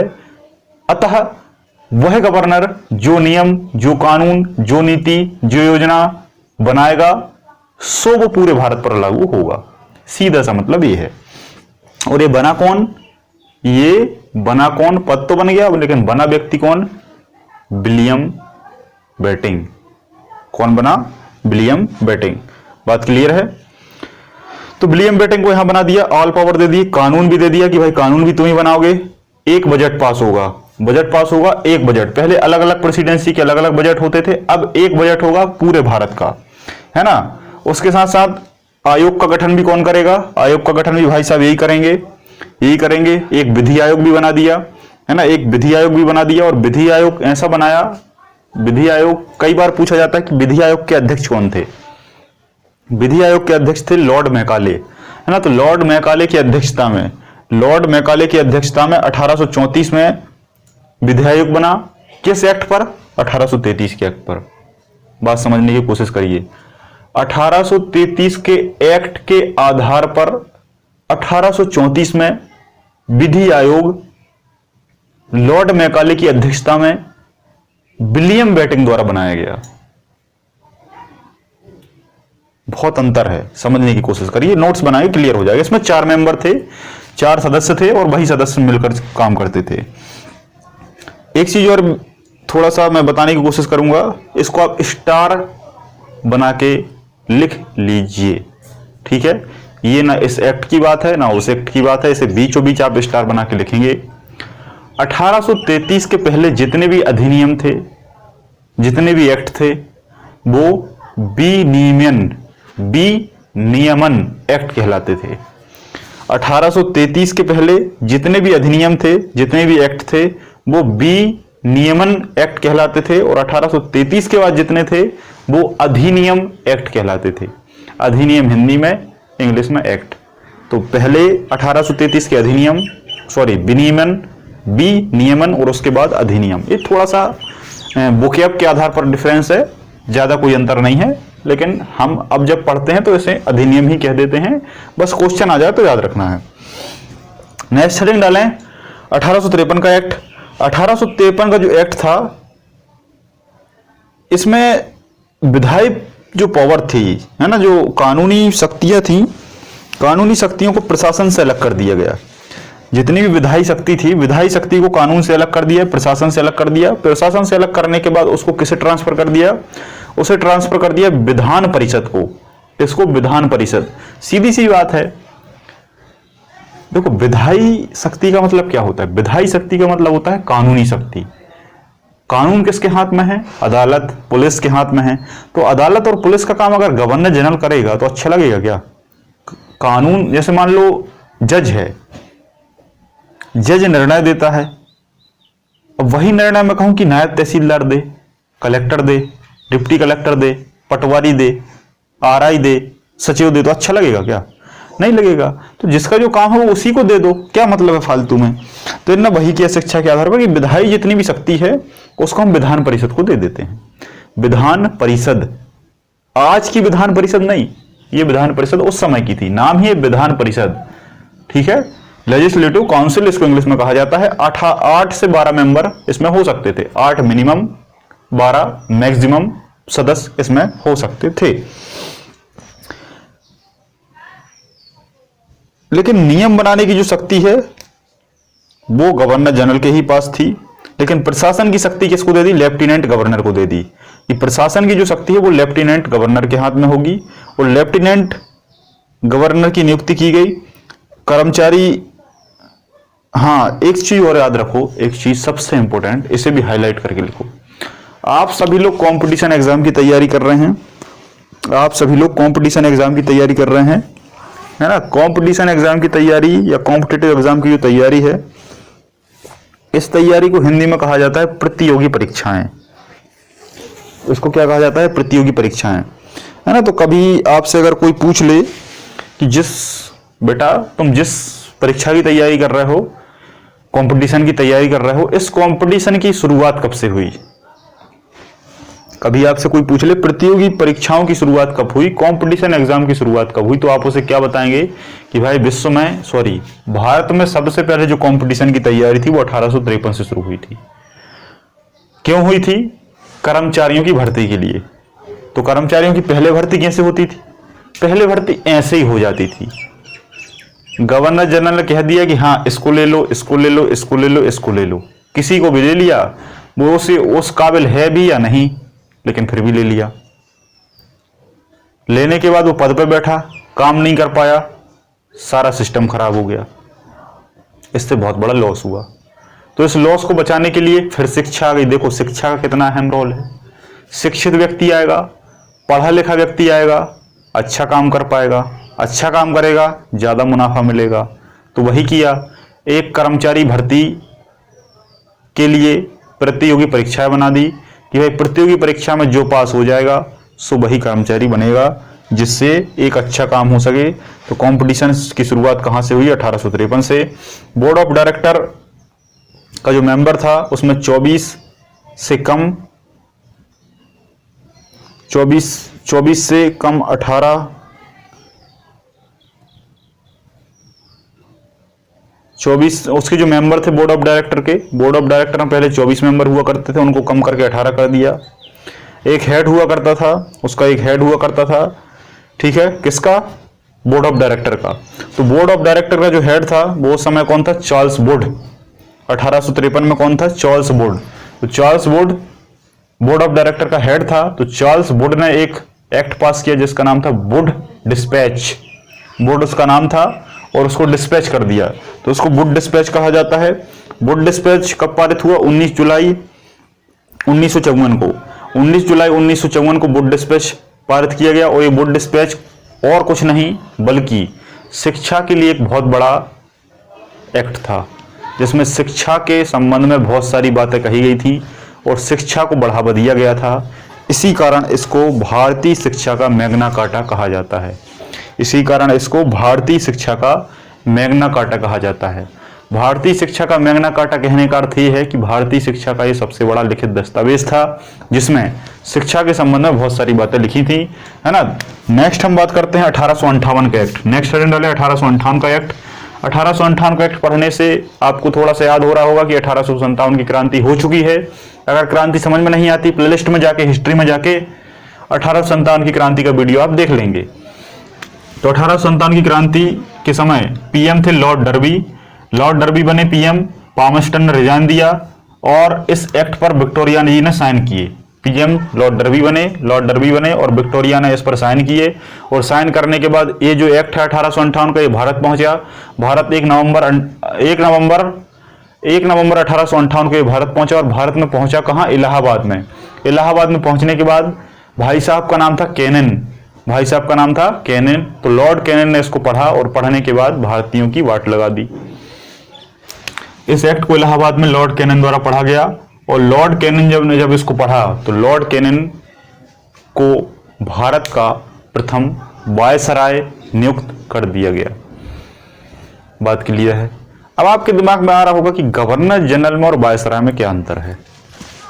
ठीक है, बंगाल का गवर्नर जनरल और भारत का गवर्नर जनरल, ये तो आपको समझ में आ गया क्योंकि नाम अलग है इसलिए पद अलग है। लेकिन गवर्नर जनरल से वायसराय क्यों हुआ? देखो, गवर्नर जनरल जो है वो ईस्ट इंडिया कंपनी के अधीन काम करता था, वो परिषद के अधीन काम करता था। और वायसराय का मतलब होता है क्राउन का व्यक्ति।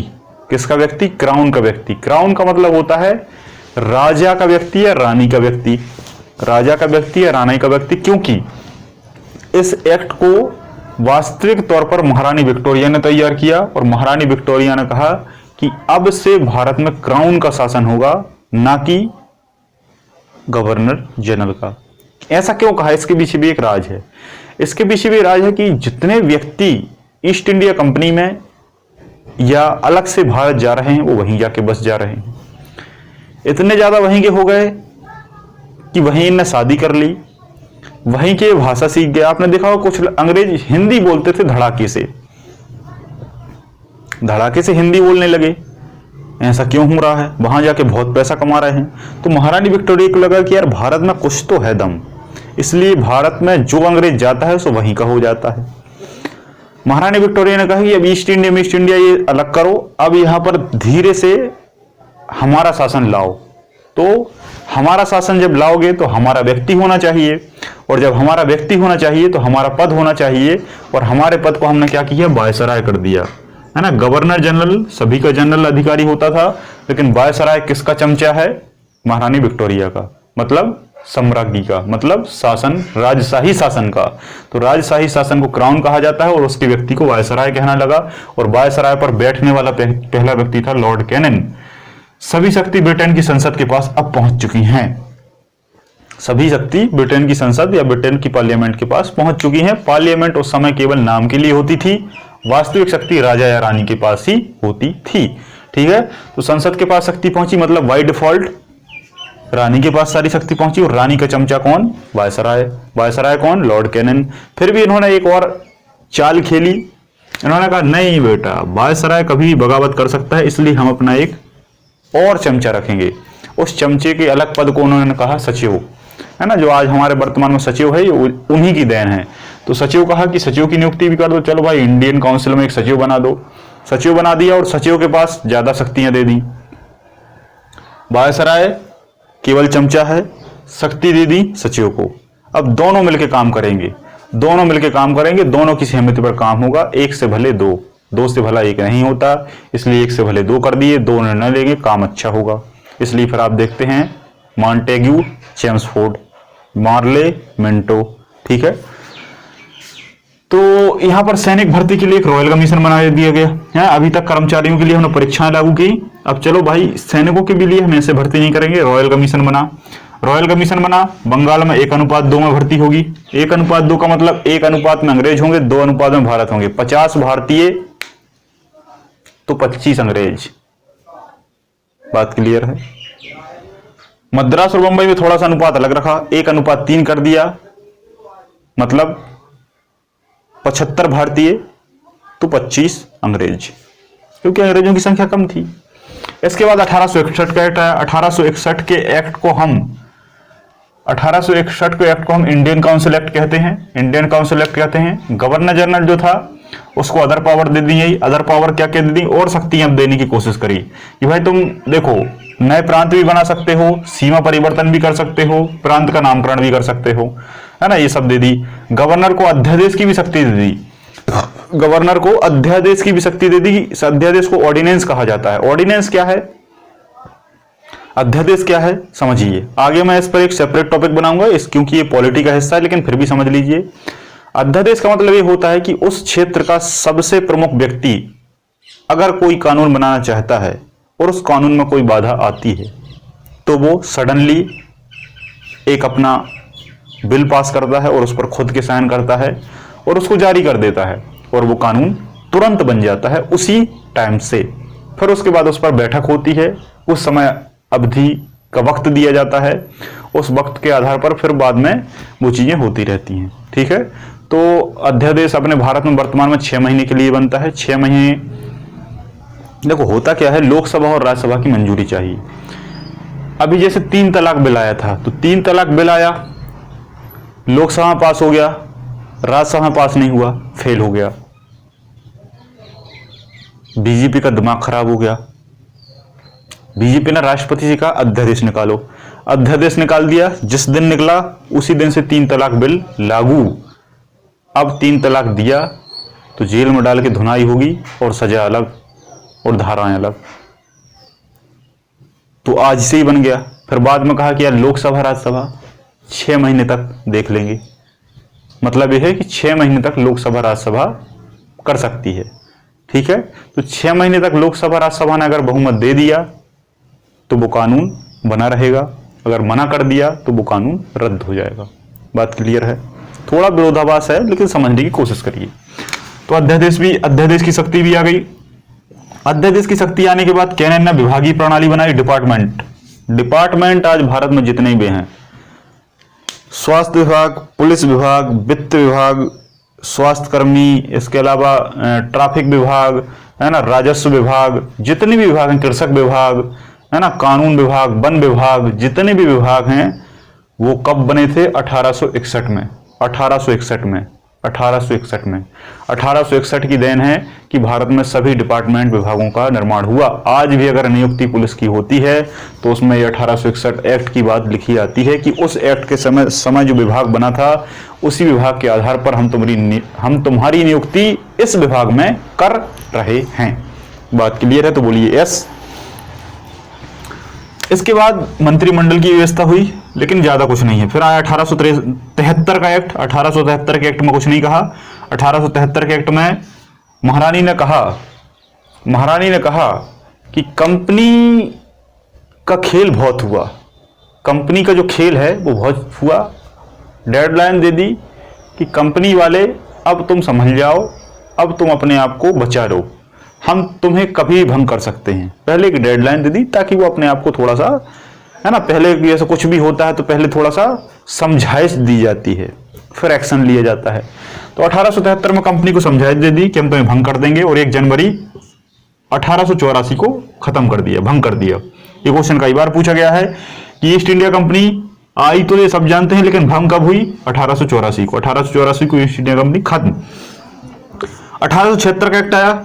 1876 के एक्ट में 28 अप्रैल 1876 को महारानी विक्टोरिया को भारत की साम्राज्ञी रानी घोषित कर दिया, क्वीन घोषित कर दिया।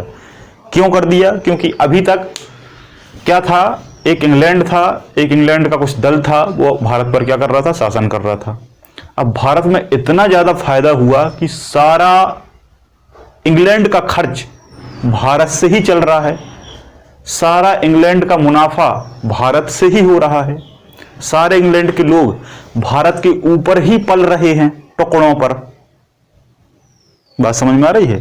तो भारत हमारा ही हिस्सा है, ब्रिटेन का ही हिस्सा है। तो भारत का जो हेड है वो हेड कोई और नहीं होगा, अब महारानी ही होंगी, इसलिए साम्राज्ञी घोषित कर दिया।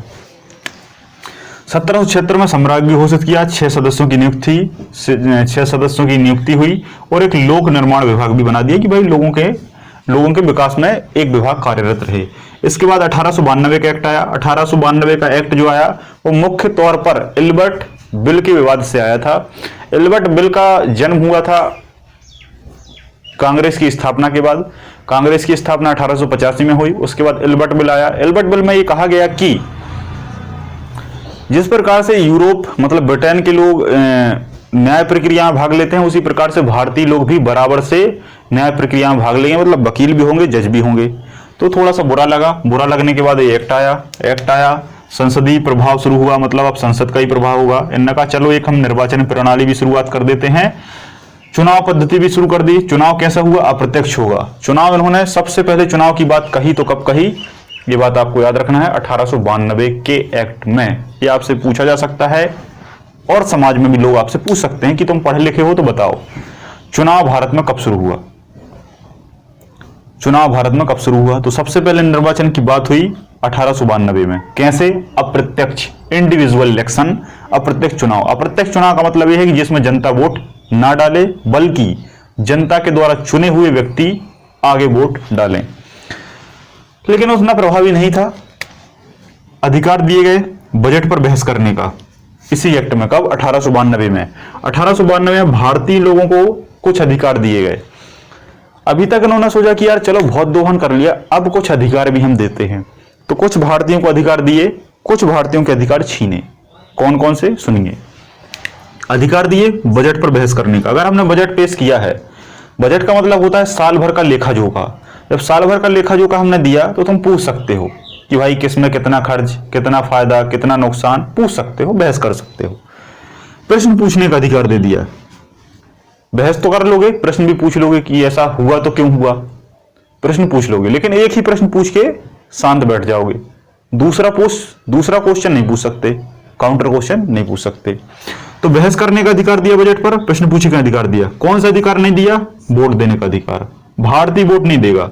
यहां पर जो निर्वाचन है वो निर्वाचन केवल अंग्रेज ही कर सकते हैं, अंग्रेज ही निर्वाचन करेंगे।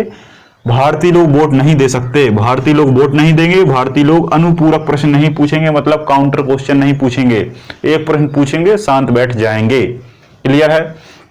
एक्ट खत्म। नेक्स्ट हेडिंग डालें 1909 का एक्ट। 1909 के एक्ट जो है, 1909 का जो एक्ट है, यहां से टर्निंग पॉइंट शुरू होता है। ये जो सारे एक्ट हैं ये उतने ज्यादा ओवर्स में नहीं पूछे जाते, लेकिन 1909, 1919, 1935 का एक्ट बहुत बार पूछा जाता है। तो 1909 का जो एक्ट है, इस एक्ट का निर्माण अरुणडेल, आ छोटा, रू आधा ना, डा एक ही मात्रा, उल्ला, अरुणडेल समिति के आधार पर ये एक्ट बनाया गया। अरुणडेल समिति के आधार पर एक्ट बना। इसमें डिवाइडिंग रूल की पॉलिसी को लाया गया। डिवाइडिंग रूल की पॉलिसी का मतलब यह है कि व्यक्ति को डिवाइड किया जाए। व्यक्ति को डिवाइड किया जाए। कैसे डिवाइड किया जाए? क्योंकि अंग्रेजों को लगने लगा था कि भारत अब आजाद होने वाला है, क्योंकि हिंदू और मुस्लिम एक हैं, हिंदू और मुस्लिम में कोई फर्क ही नहीं है। तो इन्हें डिवाइडिंग रूल की पॉलिसी को लाया गया कि भारत में अब अंग्रेज हिंदू और मुसलमानों को अगर अलग करा दें तो बात बन जाएगी। और इन्होंने क्या घोषणा कर दी कि सांप्रदायिक चुनाव होगा। सांप्रदायिक चुनाव होगा। सांप्रदायिक चुनाव का मतलब यह है कि एक लाइन होगी मुसलमानों की, एक लाइन होगी हिंदुओं की। हिंदू को हिंदू वोट देगा, मुसलमान को मुसलमान वोट देगा। वोट देने का मतलब वोट देना नहीं है, वोट देने का मतलब अलग होना है, एक विरोधाभास, एक डिस्क्रिमिनेशन पैदा करना है ना। दोनों के अंदर एक भावना पैदा करनी है, तुम हिंदू हम मुसलमान। वही हुआ जिसका रिजल्ट है पाकिस्तान। तो कहां तक हो गया था? हाँ, डिवाइड एंड रूल की पॉलिसी को अधिकार दे दिया गया और इस अधिकार पर बहुत सारी बातें हुई और अंग्रेज ने हिंदू मुसलमान में एक विवाद पैदा कर दिया। विवाद जैसे ही पैदा हुआ तभी कुछ लोगों ने कहा कि हम नाग के दांत बो रहे हैं, हम नाग के दांत बो रहे हैं, जिसका परिणाम भी भीषण होगा, जिसका परिणाम भी भीषण होगा। ठीक है, ये बात कही। तब लॉर्ड मॉर्ले मिंटो ने कहा, एक बात याद रखना, 1909 का जो एक्ट है इसको मॉर्ले मिंटो सुधार के नाम से भी जाना जाता है। सुधार उधार तो कुछ नहीं किया, बर्बाद कर दिया। इसी एक्ट की वजह से हिंदू मुसलमान में लड़ाई हो गई और जो आजादी 1910 में होने वाली थी वो 1947 तक पोस्टपोन्ड हो गई। तो मार्ले और मिंटो ये दो नाम क्यों आए? एक मार्ले क्या है? सचिव है, और मिंटो क्या है? थोड़ा सा इसमें देख लेना, एक सचिव है और एक गवर्नर जनरल है। गवर्नर जनरल भी कह सकते हैं, वायसराय भी कह सकते हैं, यहाँ दोनों चीजें अपडेटेड हैं। मार्ले अलग है, मिंटो अलग है। एक गवर्नर जनरल है, एक सचिव है, दोनों के आधार पर इसको तैयार किया गया, इसलिए इस एक्ट को मार्ले मिंटो सुधार कहा जाता है। तभी कहा गया एक स्टेटमेंट की हम नाग के दांत बो रहे हैं, जिसका परिणाम भी भीषण होगा। हम मार्ले मिंटो ने कहा कि हम नाग के दांत बो रहे हैं, इसका परिणाम भी भीषण होगा। तब मार्ले मिंटो ने कहा कि हमें क्या लेना देना है, नाग के दांत हों या कुछ और के दांत हों, बो दो और यहां से निकल लो। बात समझ में आ रही है? जो कानून हम बना रहे हैं नाग के दांत के जैसा है, तो हमें क्या मतलब है, बो दो और यहां से निकल लो। निकल लो तो निकल लिया, और निकल लिया तो भारत में ये सब लागू हो गया।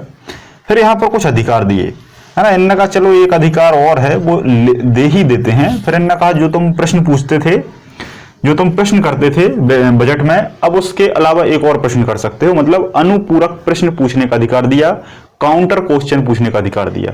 प्रश्न के ऊपर प्रश्न काउंटर क्वेश्चन कहलाता है, अनुपूरक क्वेश्चन का अधिकार दे दिया। मत का अधिकार नहीं दिया, लेकिन मत अभी भी नहीं दोगे बेटा, मत अभी भी नहीं दोगे, मत अभी भी नहीं दोगे। अभी केवल यहां पर बात कही गई है, अभी आगे चुनाव और अच्छे से होने वाला है। भारत परिषद कार्यवाही, परिषद में प्रथम भारतीय केसी गुप्ता, भारत परिषद बनी एक, भारत परिषद कार्यकारिणी समिति बनी और उसमें प्रथम भारतीय बने, प्रथम भारतीय पहली बार भारतीय जो थे केसी गुप्ता थे। मतलब कुल मिलाकर भारत परिषद जब बनती थी तो उसमें सारे लोग अंग्रेजी होते थे, लेकिन पहले जो व्यक्ति थे केसी गुप्ता और एक और थे बिलग्रामी, जिनका नाम पूरा था हुसैन बिलग्रामी, सैयद हुसैन बिलग्रामी। ये दो व्यक्ति पहले थे जो भारत के ओर से कार्यकारिणी परिषद में शामिल हुए। पृथक निर्वाचन की व्यवस्था की गई, पृथक निर्वाचन, लेकिन अलग अलग निर्वाचन, अलग अलग निर्वाचन की बात तो कह दी थी लेकिन हुआ नहीं था। वोट देने का अधिकार भी फिर बाद में दे दिया 1919 में, और फिर हिंदू मुसलमान के आधार पर वोट दिया जाने लगा। नेक्स्ट हेडिंग डाला 1919 का एक्ट। 1919 का जो एक्ट है 1992 एक्ट है, इसको समझने के लिए आपको मेरा एक वीडियो देखना पड़ेगा। उस वीडियो का नाम है गांधी युग, गांधीयन एरा। हिस्ट्री में जाएंगे गांधी युग मिल जाएगा, गांधी युग का वीडियो आप पूरा देख लेंगे तो ये पूरा सब कुछ समझ में आ जाएगा, क्योंकि इसके बीच में बहुत सारी चीजें हैं जो मैंने उसमें आपको समझाई हैं। 1919 का एक्ट क्यों आया था, कैसे आया था, इसकी पूरी डिटेल से कहानी मैंने उसमें समझाई है। 1916-17 थोड़ा सा पहले 1916-17 में एक मेसोपोटामिया आयोग बना। इस आयोग ने अंग्रेजी शासन को अक्षम बताया। इन्होंने कहा कि अंग्रेजी शासन निर्लज्ज है, दुष्ट है, बेकार है ना। 1916-17 में, जब 1916-17 में मेसोपोटामिया आयोग ने यह कह दिया, तब अंग्रेजों ने कहा कि हम इसको सही बताते हैं कि सही क्या है। सही के लिए 1919 का एक्ट लेके आया, किसके उपज में, मेसोपोटामिया आयोग के। 8 प्रांतों में द्वैध शासन लगा दिया। एक बात याद रखना, द्वैध शासन से क्वेश्चन बहुत बार पूछा जाता है, डायरकी सिस्टम। द्वैध शासन अभी प्रांतों में है, आगे जाके प्रांतों में खत्म हो जाएगा, केंद्र में लग जाएगा। कंफ्यूजन बहुत होता है, लेकिन आप समझिए, प्रांतों में द्वैध शासन लगाया, प्रांतों में, राज्यों में, आगे वाले एक्ट में केंद्र में लग जाएगा, प्रांतों से हट जाएगा। तो 8 प्रांतों में द्वैध शासन लगा। सचिव की जो सैलरी थी वो अंग्रेजी रेवेन्यू से देने लगी। अब जो भारत का राजस्व है उसको छोड़ दिया, अंग्रेजी राजस्व दो, क्योंकि अब यहां पर भारतीय बहुत सारे लोग आगे आ चुके हैं पढ़ लिख कर, और वो भारत की, गांधी जी की भी एंट्री हो चुकी है 1917 से, तो गांधी जी की भी एंट्री हो चुकी है, पढ़े लिखे व्यक्ति बहुत आ चुके हैं। अब कहा कि वो पैसा देना है तो अंग्रेजी रेवेन्यू से दोगे, अंग्रेजी राजस्व से दोगे। देखो महिलाओं का वोट, महिलाओं का वोट देने की बात हो गई। पहली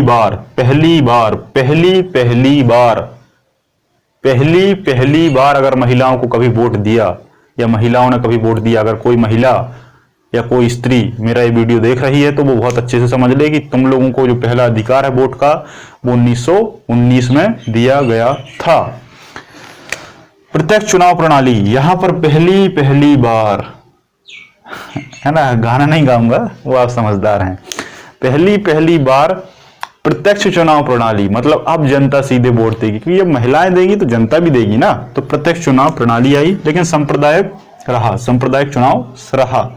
महिलाएं भी देंगी, लोग भी देंगे, जनता भी देगी, लेकिन संप्रदाय के आधार पर, हिंदू को हिंदू, मुसलमान को मुसलमान, ताकि विभाजन हो सके। कुछ चीजें बनाई गई, पीएससी आयोग बनाया गया, पब्लिक लोक सेवा आयोग बनाया गया, लोक सेवा आयोग बनाया गया, पीएससी पीसीएस आयोग बनाया, कैग की नियुक्ति हुई, एक हाई कमिश्नर की नियुक्ति की, राज्य केंद्र पर बजट हुआ, है ना, बजट पृथक कर दिया कि केंद्र का बजट अलग होगा, राज्य का बजट अलग होगा। केंद्रीय विधान परिषद बनी, केंद्रीय विधान परिषद बनी, सेंट्रल विधान परिषद बनी, लेजिस्लेटिव काउंसिल बनी। सेंट्रल विधान परिषद को 2 भागों में बांट दिया, एक होगी विधानसभा, एक होगी राज्यसभा, राज्य परिषद। केंद्रीय विधानसभा को 2 भागों में बांट दिया, एक होगी राज्य परिषद और दूसरी होगी आपकी विधानसभा। जो विधानसभा होगी इसमें 145 मेंबर होंगे, 145 मेंबर होंगे और ये 3 साल के लिए होगी। कौन? विधानसभा। देखो समझने की कोशिश करो, आज विधानसभा राज्य में है, अगर विधानसभा का क्वेश्चन उसने पूछ लिया तो मैं गारंटी से कह सकता हूं कि सारे लोग राज्य में लगा के आ जाएंगे। तो राज्य में आज है भाई साहब, अगर 1947 से पहले उसने पूछ लिया तो आप लगाएंगे कि जो विधानसभा थी वो केंद्र में थी, और नाम भी था उसका केंद्रीय विधानसभा। तो केंद्रीय विधानसभा दो भागों में बटी थी। एक विधानसभा जो कि केंद्र की थी जिसमें 145 सदस्य थे, और जो विधानसभा 3 साल के लिए थी, आज वो 5 साल के लिए है और राज्य में है। उस समय केंद्र में थी और 3 साल के लिए थी। और एक थी राज्य परिषद, जिसमें 60 मेंबर थे। राज्य परिषद में 60 मेंबर थे जो कि 5 साल के लिए थी। बात क्लियर है तो बोलिए यस। यहां तक आपको बात समझ में आई है। तो अब हमारे लास्ट 2 एक्ट बचे हैं। एक एक्ट बचा है 1935 का एक्ट। 1935 का एक्ट जो है, इस एक्ट को लघु संविधान भी कहा जाता है। 1935 का जो एक्ट है, 1935 का जो एक्ट है, इसको लघु संविधान भी कहा जाता है। लघु संविधान इसलिए कहा जाता है क्योंकि भारतीय संविधान में सबसे ज्यादा जो डाटा है वो अगर कहीं से लिया है तो वो 1935 के एक्ट से लिया गया है। एक क्वेश्चन पूछा गया है, तो सबसे ज्यादा जो डाटा है वो 1935 के एक्ट से लिया है, इसलिए इसे लघु संविधान कहते हैं। इसमें 321 अनुच्छेद थे उस समय, है ना, जो लागू नहीं हुए थे। 321 अनुच्छेद थे और 14 भाग थे और 10 अनुसूचियां थी। 14 भाग थे और 10 अनुसूचियां थी। आज इनका अलग है, उस समय ये लागू नहीं थे। इस एक्ट को लॉर्ड लिथलिंगो की रिपोर्ट पर बनाया गया था। लॉर्ड लिथलिंगो ने 1934 में एक रिपोर्ट पेश की थी, और उस रिपोर्ट को जब फाइनली पारित किया गया तब वो एक्ट बन के आया, जिसे हम 1935 के एक्ट कहते हैं। एक क्वेश्चन याद रखना, भारत में बहुत सारे गवर्नर जनरल वायसराय आए, जिनमें सबसे ज्यादा जो कार्यकाल रहा, जो सबसे ज्यादा समय अवधि रही, तो वो लॉर्ड लिथलिंगो की रही। मतलब सबसे ज्यादा समय तक रहने वाला कोई गवर्नर जनरल है तो वो है लॉर्ड लिथलिंगो। क्लियर है। अखिल भारतीय संघ की स्थापना हुई, संघीय कोर्ट बना। पहले एक कोर्ट अलग था, सर्वोच्च न्यायालय जो अंग्रेजों का था, लेकिन अब भारतीयों के लिए कोर्ट बनाने की बात हुई, एक न्यायालय बनाने की बात हुई, जिसे संघ कोर्ट कहा। जिसे क्या कहा? संघ कोर्ट कहा या संघीय कोर्ट कहा। और इस संघीय कोर्ट की जो स्थापना है वो 1937 में हुई। वो 10 अक्टूबर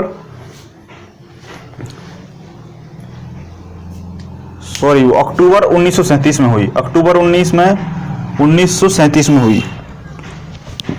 समझने की कोशिश करिए, वो सुप्रीम कोर्ट था, वो सर्वोच्च न्यायालय था, ये संघीय न्यायालय है। सर्वोच्च न्यायालय पूछे कब बना? 1774 में। पहले मुख्य न्यायाधीश एलिजा एम्पे। भारत का संघीय न्यायालय कब बना? अक्टूबर 1937 में। पहले मुख्य न्यायाधीश मॉरिस गुएर।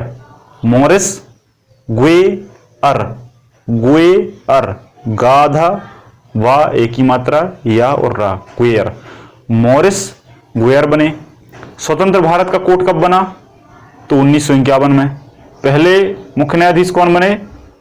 हीरालाल कानिया। कौन बना? हीरालाल कानिया। तो समझने की कोशिश करें, अलग अलग स्टेप है।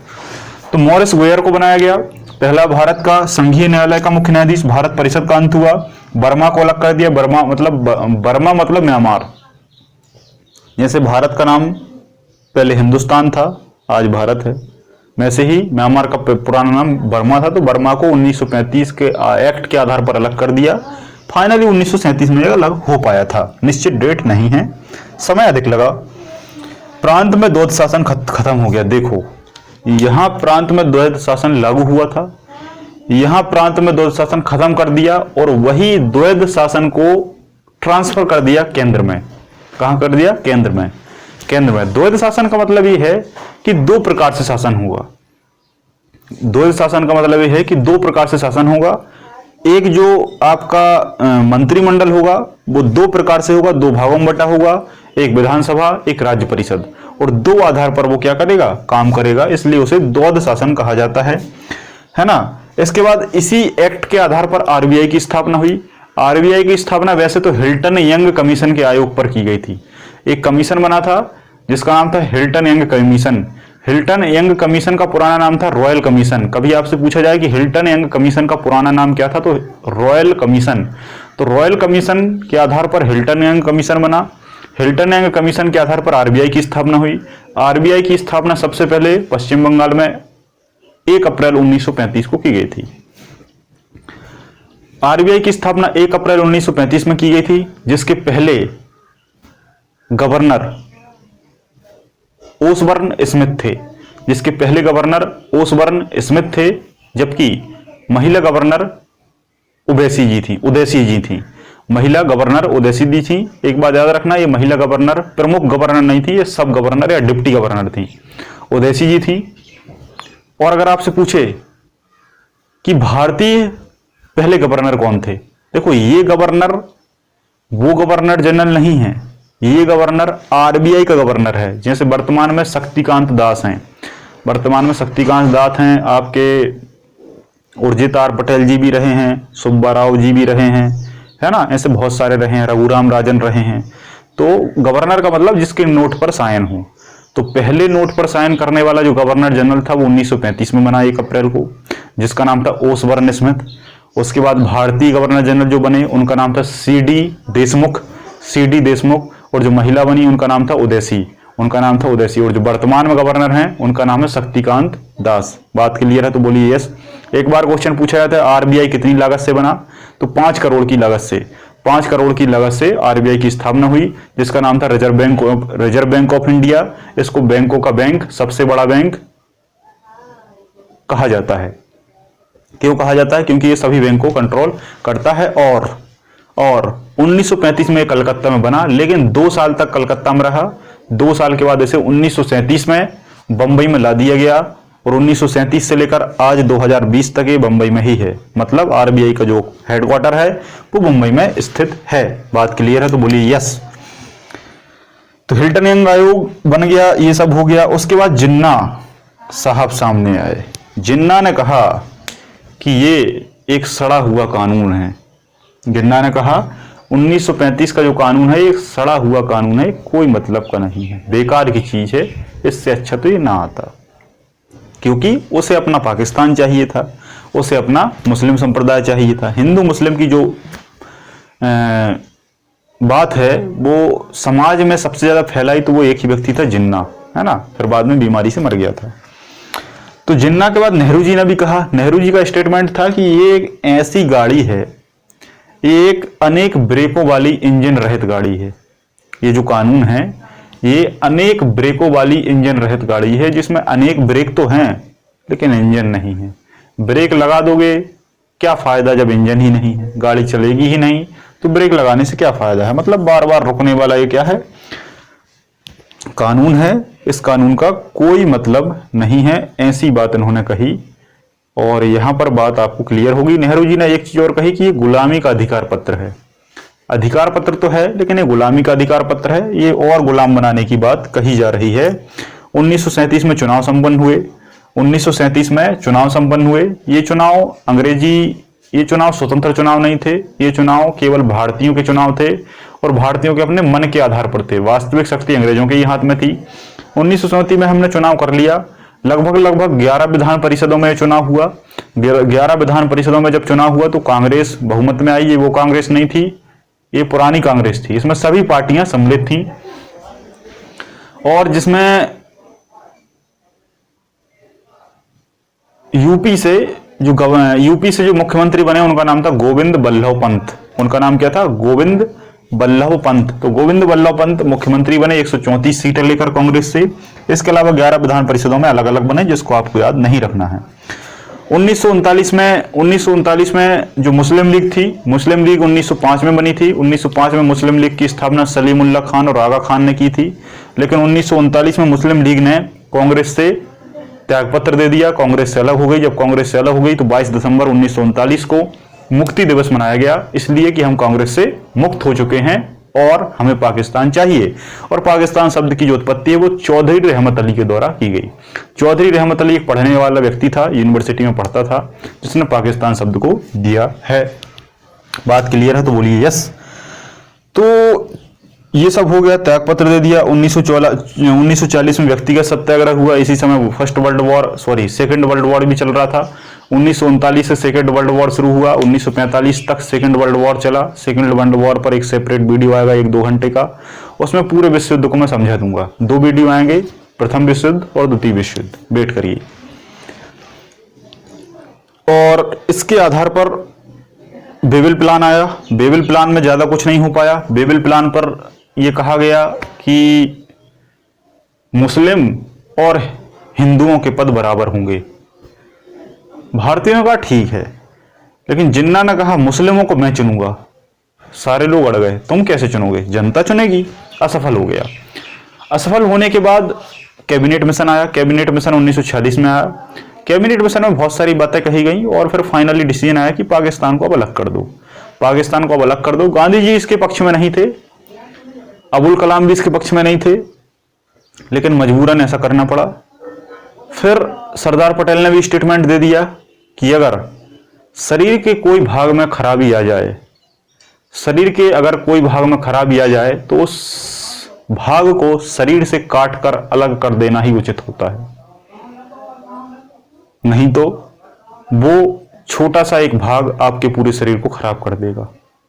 जय विवाद सरदार पटेल ने कही तो सभी लोगों को लगा कि ठीक है यार, जब इतनी मांग कर रहे हैं तो मांग पूरी कर ली जाए। मांग पूरी हो गई, पाकिस्तान अलग हो गया। पाकिस्तान अलग होने के पीछे मैं थोड़ा सा जो डिटेल है वो हिस्ट्री में बताऊंगा। अंतिम एक्ट है आपका 1947 का एक्ट।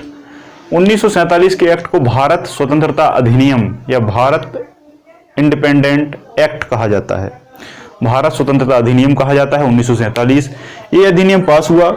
ये अधिनियम क्लीमेंट एटली, उस समय ब्रिटेन के प्रधानमंत्री क्लीमेंट एटली थे। क्लीमेंट एटली ने ये बिल रखा, बिल पास हुआ। 4 जुलाई को हाउस ऑफ लॉर्ड मतलब लोकसभा और 4 जुलाई को हाउस ऑफ कॉमन में और 15 जुलाई को हाउस ऑफ लॉर्ड में पास हुआ। हाउस ऑफ लॉर्ड मतलब राज्यसभा, हाउस ऑफ कॉमन मतलब लोकसभा, ठीक है, दोनों में पास हुआ। 18 जुलाई को इस पर फाइनली साइन हो गए, किसके, राजा के। साइन होने के बाद ये भारत आ गया। भारत आने के बाद इसमें बहुत सारी बातें लिखी थी। इसमें भारत लिखी थी कि भारत को अगर आजाद होना है तो भारत सबसे पहले 2 देशों में बटेगा, भारत पाकिस्तान। भारत ने कहा ठीक है बांट दो। 14 अगस्त पाकिस्तान, 15 अगस्त भारत। सभी रियासतों को आजादी है, जिसको जिसमें मिलना है मिल सकता है, ठीक है भाई मिल जाएंगे। कश्मीर वाला देख लेना, उसमें मैंने सारी रियासतों का जो लफड़ा है वो समझाया है। इस तरीके की बहुत सारी बातें हुई और फाइनली सभी शर्तों को मान लिया गया। भारत पाकिस्तान बन गया। पूर्ण रूप से दोनों का संविधान तैयार होने लगा। संविधान की पहली बैठक 9 दिसंबर 1946 को ही। तो अगला जो वीडियो आएगा वहां से आपका वास्तविक संविधान शुरू होगा। ये संविधान का एक इतिहास था, जिस इतिहास को मैंने पूरा समझा दिया है। इस इतिहास में हम 1947 तक आ चुके हैं। भारत आजाद हो चुका है, अंग्रेज भारत से जा चुके हैं। भारत का पहला प्रधानमंत्री जवाहरलाल नेहरू को बनाया गया, जबकि गवर्नर जनरल चक्रवर्ती राजगोपालाचारी को बनाया गया। पाकिस्तान का पहला प्रधानमंत्री लियाकत अली खान को बनाया गया। याद रखना, लियाकत अली खान को बनाया गया, जबकि गवर्नर जनरल मोहम्मद अली जिन्ना को बनाया गया। दोनों में अंतर है। प्रधानमंत्री में मोहम्मद अली जिन्ना लगाने की कोशिश की जाती है, तो आप याद रखें। इसके बाद दोनों की संविधान सभा की बैठक हुई, संविधान बनने लगा। 2 साल 11 महीने 18 दिन में संविधान बना। और संविधान की जितनी बैठक की सारी बातें हैं ये अगले वीडियो में होंगी। संविधान सभा अगले वीडियो में हम बनाएंगे। उसके बाद संविधान की सारी चीजों को हम एक एक करके पढ़ेंगे। तो आज के इस लेक्चर में इतना ही। आप सभी लोगों का इस वीडियो को देखने के लिए बहुत बहुत धन्यवाद। जय हिंद, जय भारत।